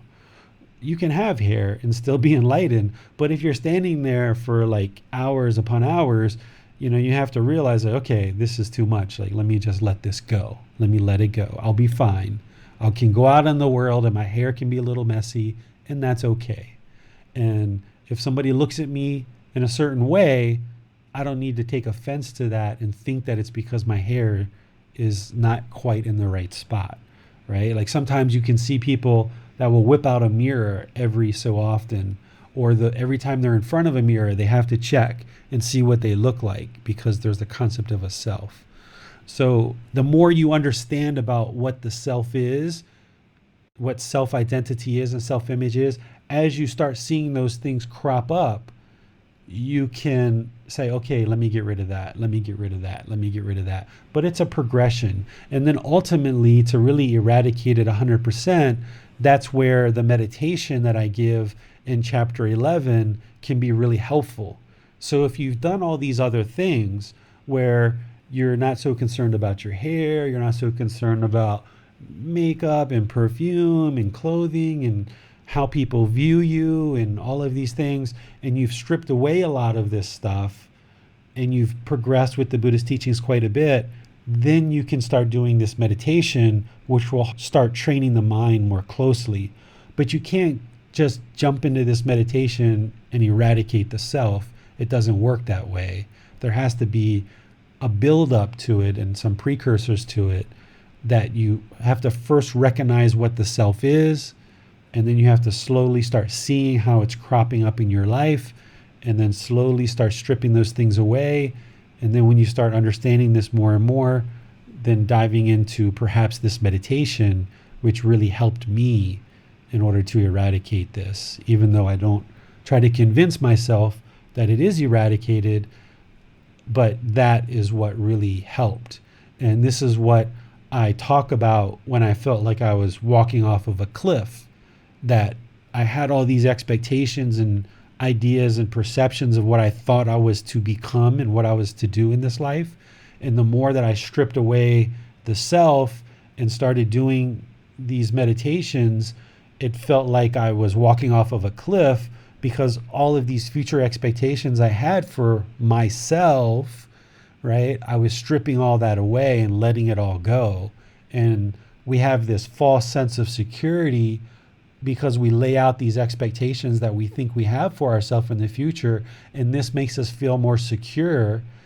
But when you let all that go through realizing non-self, it can feel like you're walking off of a cliff. And if there was any particular sudden time where that happened, it was that, Max. And over the course of a few weeks, using this meditation and constantly feeling like I was walking off of a cliff, and then at some points in the meditation feeling actually scared that that was about to happen, and pulling myself back and not being willing to go forward, and then doing it again and again, and kind of like stepping out and then kind of pulling back and stepping out and pulling back. And having done that multiple times over the course of weeks, but having a build up to it, eventually I just trusted. This is where confidence in the Buddha comes into play, because when you start eradicating the self, eliminating the personal identity view and the self-image, and you feel like you're walking off of this cliff in meditation and you get scared and you want to pull back, you have to have confidence in the Buddha and his teachings that it's leading to a good place. And this is why, to attain enlightenment, you have to have those four things that I talked about, which is confidence in the Buddha and your teacher, the one who's guiding you along this path. You have to have access to the teachings. You have to have a connection to the wider community of practitioners, and you need to have dedication and commitment to learning and practicing. Because if you have just one of these things, if you have just dedication, but you don't have all these other things, access to the teachings and so forth, you're not going to be able to get it. Or if you just have confidence in the Buddha, you're not going to attain enlightenment. Or if you have confidence in the Buddha and you have access to the teachings, but you have no community around you to support you, it's not going to work. So you need to have all of these things. And when you get closer and closer to realizing non-self, and you feel like you're letting go of this future expectations that feel so secure for you, you really have to have confidence that you can step into the deep end and you'll still be able to swim and you're not going to drown, and that the Buddha's teachings will lead to where he says, because letting go of the self can be very scary because you've held on to it for so long and it feels so secure. It's like a security blanket. So this confidence in the Buddha becomes very, very important as you start stripping away the self. Yes, this sense of self is something that can run really, really deep. The idea of no self can seem very counterintuitive, and like releasing any attachment, there's going to be discontentedness in the process of release. Exactly. If we're very, very, very attached, then that is going to be one mother of a thing to let go of. And there could be a lot of pain potentially in that process. Right. I mean, what we're taught our whole life, right, is leave your mark on society. You are going to be somebody. You need to fulfill these obligations. You have these expectations. That's all we're built up for from birth. We're built up to that. So if you're 30, 40, 50, 60, 70, 80 years old, and you're trying to work on letting go of that, it can be very scary. And as you said, when you're letting go of attachment, it can cause discontentedness. So when you're letting go of this self, that's where the fear and the scaredness and discontentness comes from, because you're letting go of that attachment. And it can be very scary. And that's where some people who are trying to do this stuff on their own can become very psychotic. They can end up in mental wards. I have one student who came to me who tried to do a lot of the stuff on their own, and now they just have repetitive thoughts.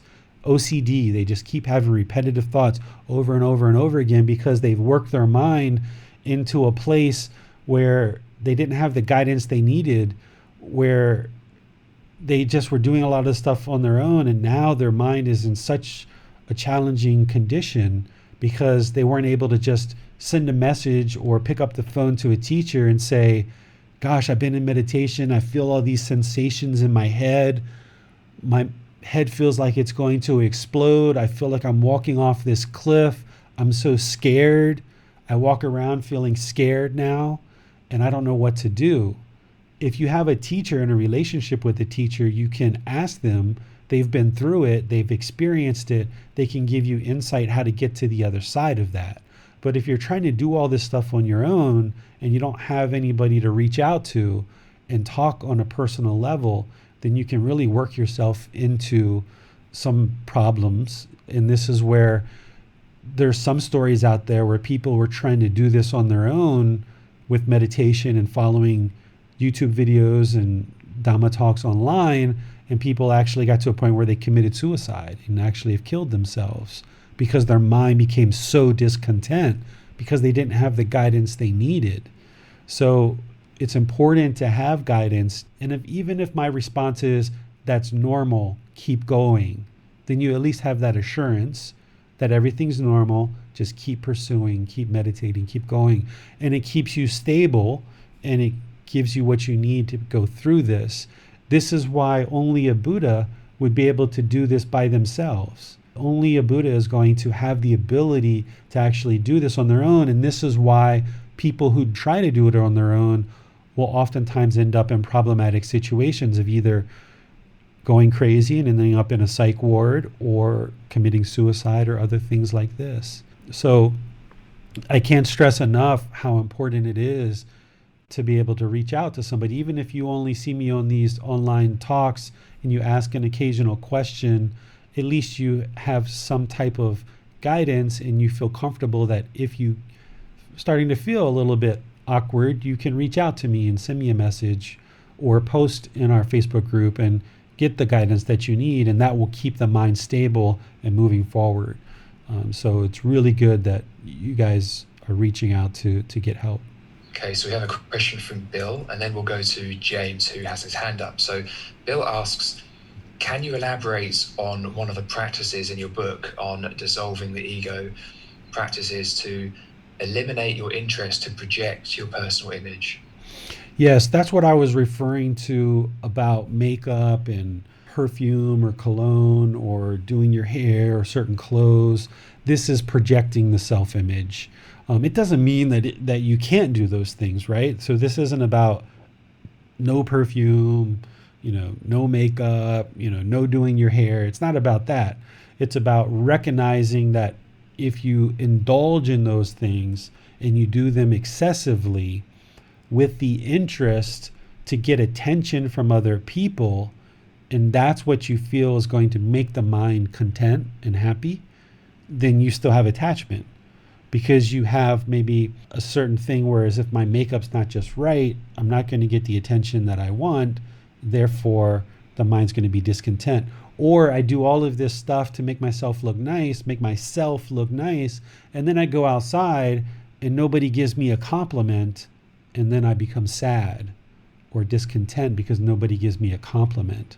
Or I'm expecting a compliment, right? I've got a date, I've got somebody that I'm going to see, I put on these nice clothes, I do my hair, I buy this new pair of shoes, and then when I match up with this date and they don't compliment me, now the mind feels discontent. So if I'm trying to project this self-image and I'm looking for reassurance and compliments from other people because of this projected self-image, then the mind is looking for outward satisfaction. They're still craving desire, attachment. There's still this mental longing for acceptance. The mind is looking to be accepted, and it's through this outward projection of a self-image that it feels like it's going to get that acceptance. So we need to eradicate that and just be whoever you want to be. If you want to wear makeup, wear makeup. If you want to do your hair with a perm, do your hair with a perm. If you want to cut off your hair, cut it off. If you want to wear cologne and perfume, wear it. Do it because you just would like to do it and you enjoy the smell. Or you do it because you like to cut off your hair. Or you do it because you enjoy, not because you're looking for something from somebody else. Or I wear this certain clothing because it's just what I wear. But if we have this projection of a self where we're trying to get others to recognize this beautification of the self, then there's still attachment there, looking for approval from other people and acceptance from other people. So James, I can see you have your hand up, so I'm going to go over here and unmute you if you're ready. Okay. So I was just wanting to ask about, as people are navigating the path, especially in Western society, where maybe a lot of people aren't practicing, I think it can be easy to fall into conceit and comparing yourself to others who. So I was just wondering if you had any insight about avoiding that trap and just comparing where you're at to others, because you may perceive yourself, as superior in some moral sense to someone who maybe isn't. I think the teachings say a lot about that in regards to loving kindness and all of the other ways that you mentioned in the book to combat ego. But I guess I was just wondering if you had any specific insight about that.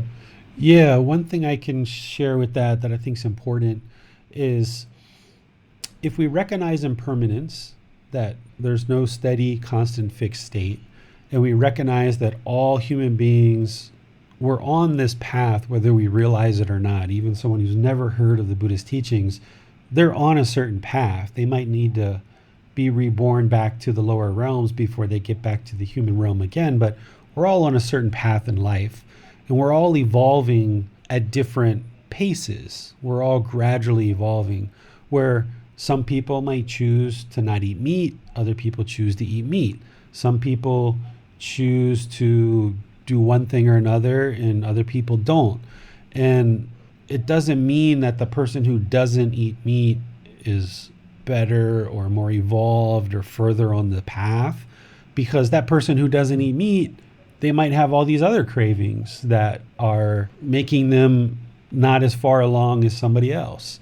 So all of these fetters and all of these aspects of the path, they all get implemented with each person at different degrees. There's no just one straight path that if you've done this, this, and this, you are X, or if you've done this, this, and this, you're that. So if you recognize that this is your own independent journey, that you comparing yourself to anyone else is only going to hold you back, and that everybody is evolving and gradually progressing on this path at their own pace, then it becomes dangerous to try to compare yourself to somebody else, because the real goal is for you to learn and practice the teachings for yourself. And trying to compare yourself to somebody else is just for the mind to try to put itself above or below somebody else. And it's just better to just have sympathetic joy. If somebody is eating meat, for example, this is a common one, right? Like some people feel like because they don't eat meat that they're, more morally correct than someone who does eat meat. If you're still eating meat and somebody else isn't, and they're kind of arrogant or prideful because they're vegetarian or vegan, sympathetic joy. Oh, I'm pleased for you. That's great. And if they're trying to impress upon you that that's what you need to be doing at this particular moment, just know that that's their attachment. That's their judging, their pride. And just know, I'll get to that if I get to it. And just because other people might be comparing themselves to you, and people might be trying to impress upon their expectations on you, don't fall into the trap of you doing it back to them. The way that I do this is I think about the Buddha. He's the master teacher. He's the absolute best practitioner that ever lived in terms of these teachings. No one else is ever going to be more knowledgeable or a deeper practitioner than him. So if we're all kind of judging ourselves and judging each other, what are we judging each other for? There's no race. There's already somebody at the top. It's the Buddha, the master teacher. Any kind of comparison or judging each other is just dangerous to the mind, and it's better to just be humble. And if somebody is really prideful for certain things that they've done and they're judging you, then just have sympathetic joy. Oh, I'm pleased for you. I'm glad that's working out for you. And just remain humble with your own practice, and know that you're evolving at your own pace, and that you don't need to fulfill somebody else's expectations and obligations of where you should be on this path, that everybody's progressing at their own pace, whatever that is. So those are just some suggestions that I would maybe say. Just realize it's dangerous to try to compare yourself, and recognize when other people are doing it to you, so you can see how you don't like that, and it doesn't feel good when somebody's trying to put themselves above you with arrogance. And when you notice about how it doesn't make you feel good when that happens, or you kind of don't like being around this arrogance, then when you recognize that you don't like being around other arrogant people, then why would you ever want to be arrogant towards somebody else? Because it's just dangerous. It doesn't feel good with others. So why would you do it? It doesn't create good, wholesome results. Thank you. You're welcome. Yeah, thanks for that, James. So I have a question, David. Mm-hmm. You spoke a little earlier about finding a teacher, the importance of finding a teacher. And as we learn and practice ourselves and we experience benefits, we may experience a compulsion to help others, to try and help others, maybe out of compassion, maybe out of craving, maybe a bit of both. So what are some things we should be aware of as we take these teachings out into the world when it comes to helping others? And what are some dangers we should be aware of? Okay, so the teachings of the Buddha have been part of Thai culture for many centuries, and there's certain people who are really well-known teachers in the world that share these teachings, and people know in the community this monk is enlightened or this teacher is enlightened, and people know they can go to this person for guidance and for instruction. And if somebody was going to go out and teach on their own with that person's knowledge and wisdom, they're essentially going to ask for permission from that teacher. It's kind of part of like a lineage, so to speak. It's like having respect for the elders and their wisdom, and out of compassion for all beings, if somebody just sat in a couple of classes or listened to a couple of my podcasts or read my book and then ran out and tried to start teaching what I'm teaching, that's actually not an act of compassion or loving kindness, because that person's only listened to a few podcasts, they've only read the book, they've only been in a couple of talks. And if they go out and start teaching these teachings, they don't really have what they need in order to really offer these teachings in a comprehensive way that's going to really benefit people. They could actually be making the problem worse because of their ego or because of their craving to run out and go teach and maybe use the teachings from somebody like, for example, for me. Then they're kind of doing a disservice to the teachings. It's almost somewhat disrespectful to the teacher themselves, because they're kind of ripping the teachings, and then without the kind of approval of that teacher, they're kind of going out and trying to share these teachings in an unprepared way. Now, maybe that comes from a real intention of helping. Maybe it comes from loving kindness, active goodwill. Maybe it comes from compassion. Maybe it comes from an interest to really help people, which is great. But we have to recognize when we're actually prepared to teach and when we're not. And if you have respect for the teacher who you're learning with, and you have respect with the teachings that you're learning, and you've decided that I would like to share these teachings with other people, then typically what you do is you speak up privately with the teacher and you say, I would like to teach someday. If you'd be willing to help me, I would be willing to learn with you very closely and then actually go share the teachings. And then that teacher would work with you and help you to learn, support you, and encourage you and build up your wisdom. And then at some point, that teacher is going to say, okay, now is a good time for you to start teaching. But by that point, you've already got such a good relationship that it kind of works out really well. So in order to share these teachings, you need to first be a really deep practitioner. You need to really learn deeply with a teacher, gain a lot of results, gain the wisdom, gain the progress on the path where your mind's gotten to at least the first, second, or third stage of enlightenment, maybe even the fourth stage before you actually go out and start teaching. And as your mind's progressing through these stages, that would be the time that you perhaps might decide to go out and start teaching, but you need support. You can't just go out on your own and rip off the teachings from a teacher and then just start teaching without support, because when you're out there trying to teach, people are going to have questions that you're not going to have answers to, and you're going to want to go back to your teacher and say, hey, I got this question, what do you think? You're going to need the support as a practitioner from your teacher to become enlightened.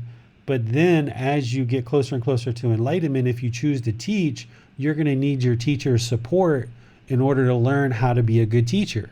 Just like they taught you how to be a good practitioner, they're going to be able to support and encourage you to be a good teacher. So if you go out on your own and do it without the guidance or, kind of support of the teacher, it's going to be a disservice to you and to anybody that you choose to share these teachings with, because you don't have the support and the foundation under you in which to share the teachings with people. So it's a great, worthwhile pursuit to share these teachings with people, but you want to just be sure that you've got what you need as a foundation under you and the support and encouragement from a teacher to be able to do that.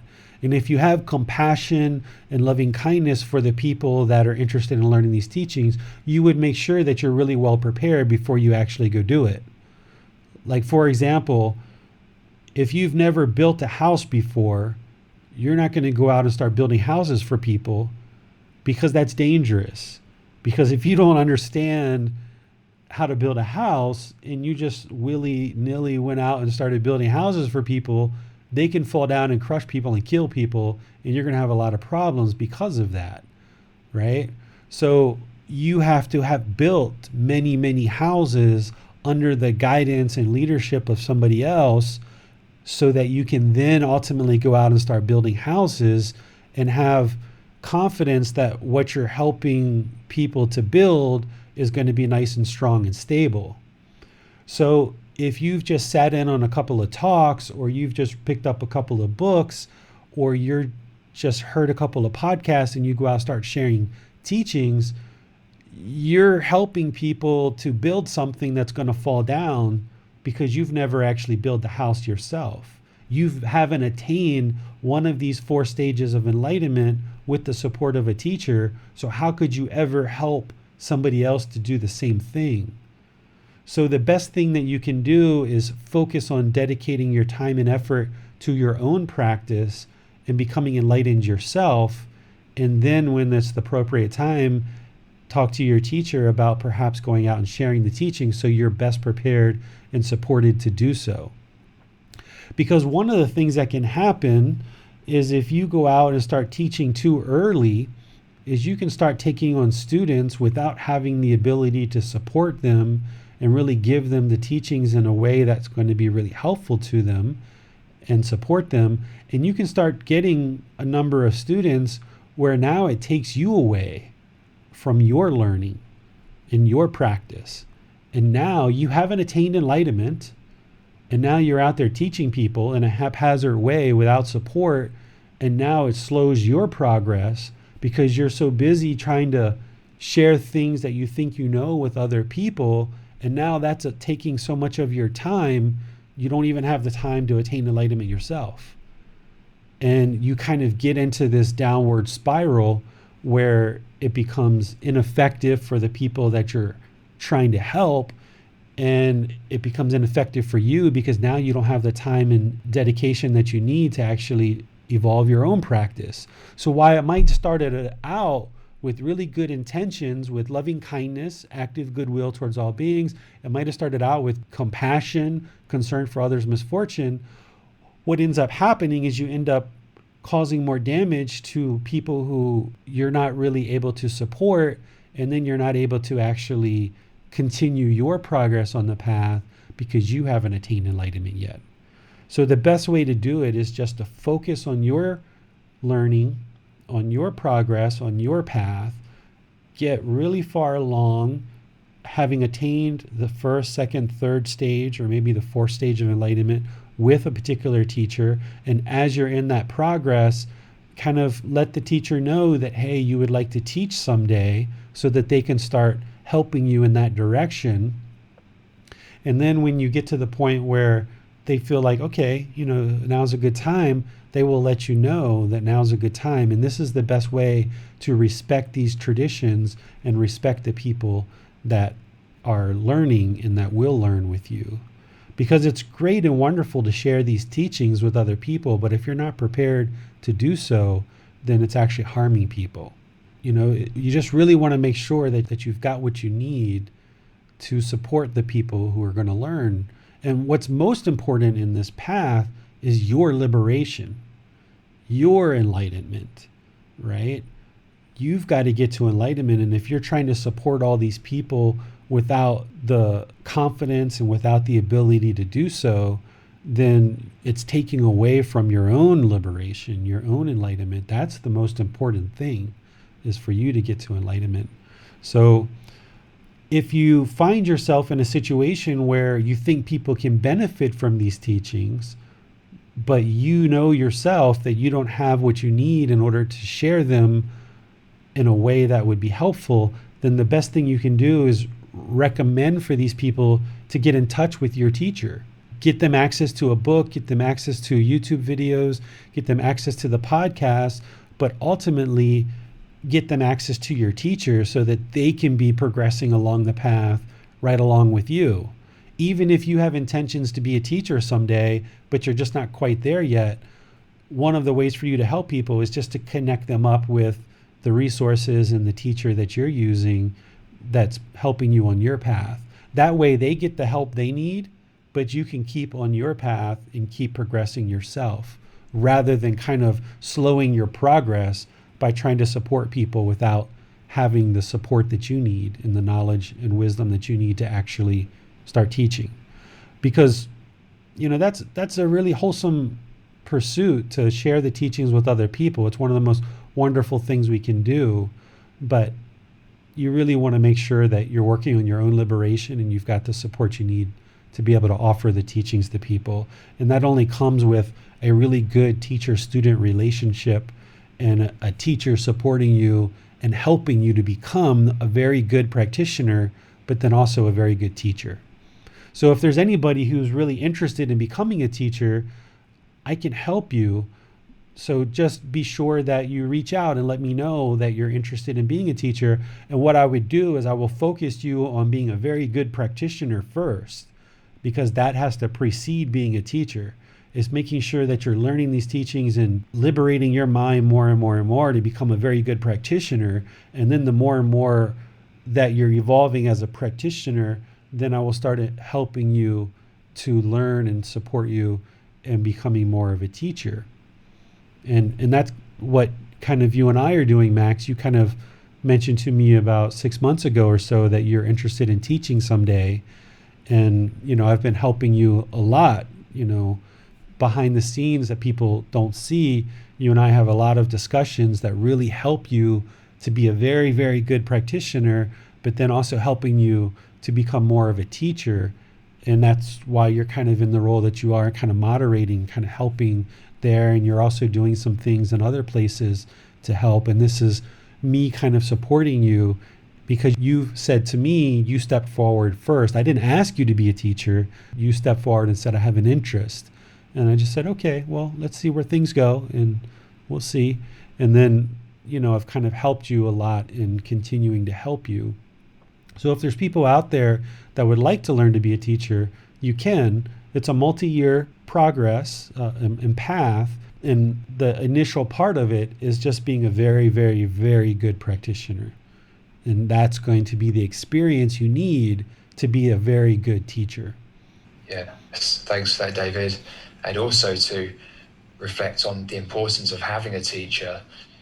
I think in any area of life where we want to make progress, whether it's sports or business, people have coaches, people have mentors, and training your mind is absolutely subject to the same laws there. If you work closely with a teacher, I personally find that, choosing to work with David has really helped me, really helped my practice. And it's something I would encourage anyone to do, is to be actively involved with a teacher. Yes, learn teachings, but also to build that relationship you mentioned, David, work with them. And don't be afraid of making mistakes, because that's the whole reason we're here. I mean, there's endless numbers of times that when I've misstepped in front of David, that's the whole point, is so he can help me, right? Mm-hmm. So, don't be afraid to ask questions and really get to the bottom of what's causing that discontentedness in the mind. Yeah, and honestly, we need teachers in the world, right? And in terms of bringing these teachings into the West, we need more and more and more people to learn and become teachers. I'm not going to ask you to be a teacher. I'm not going to try to push you to be a teacher or force you or expect you to be a teacher. But if you've chosen and it's something that you're considering and you step forward and make that interest known, then I will support you, because we need teachers in the West.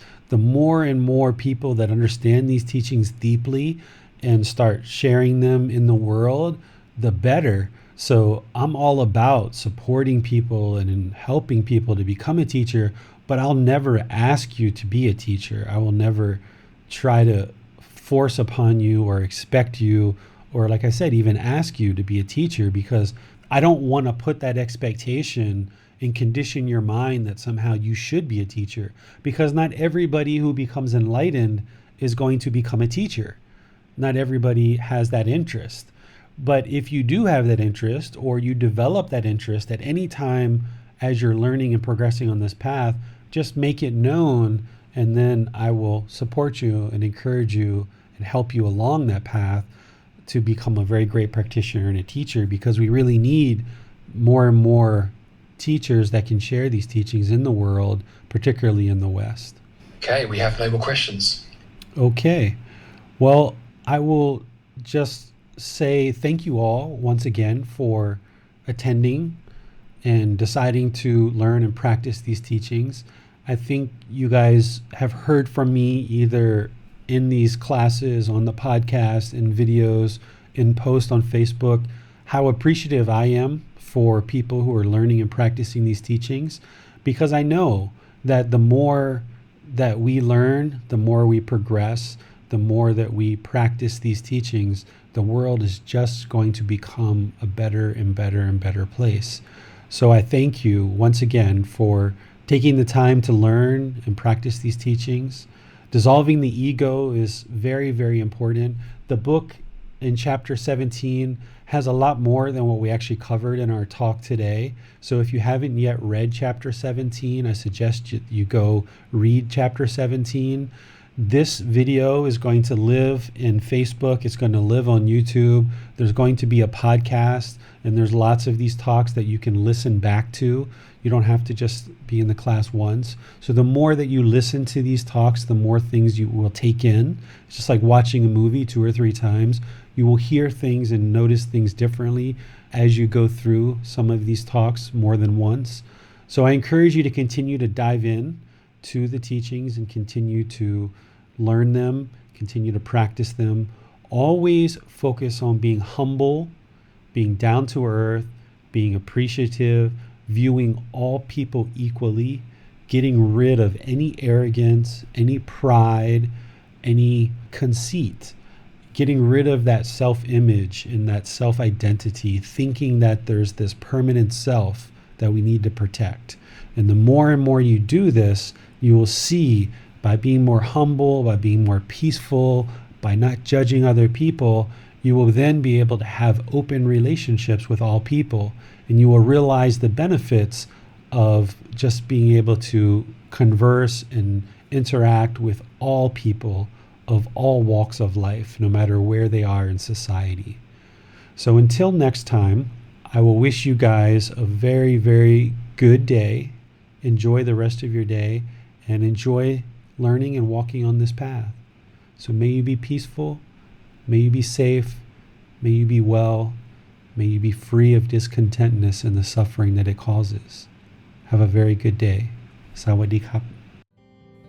Thank you for listening to this podcast.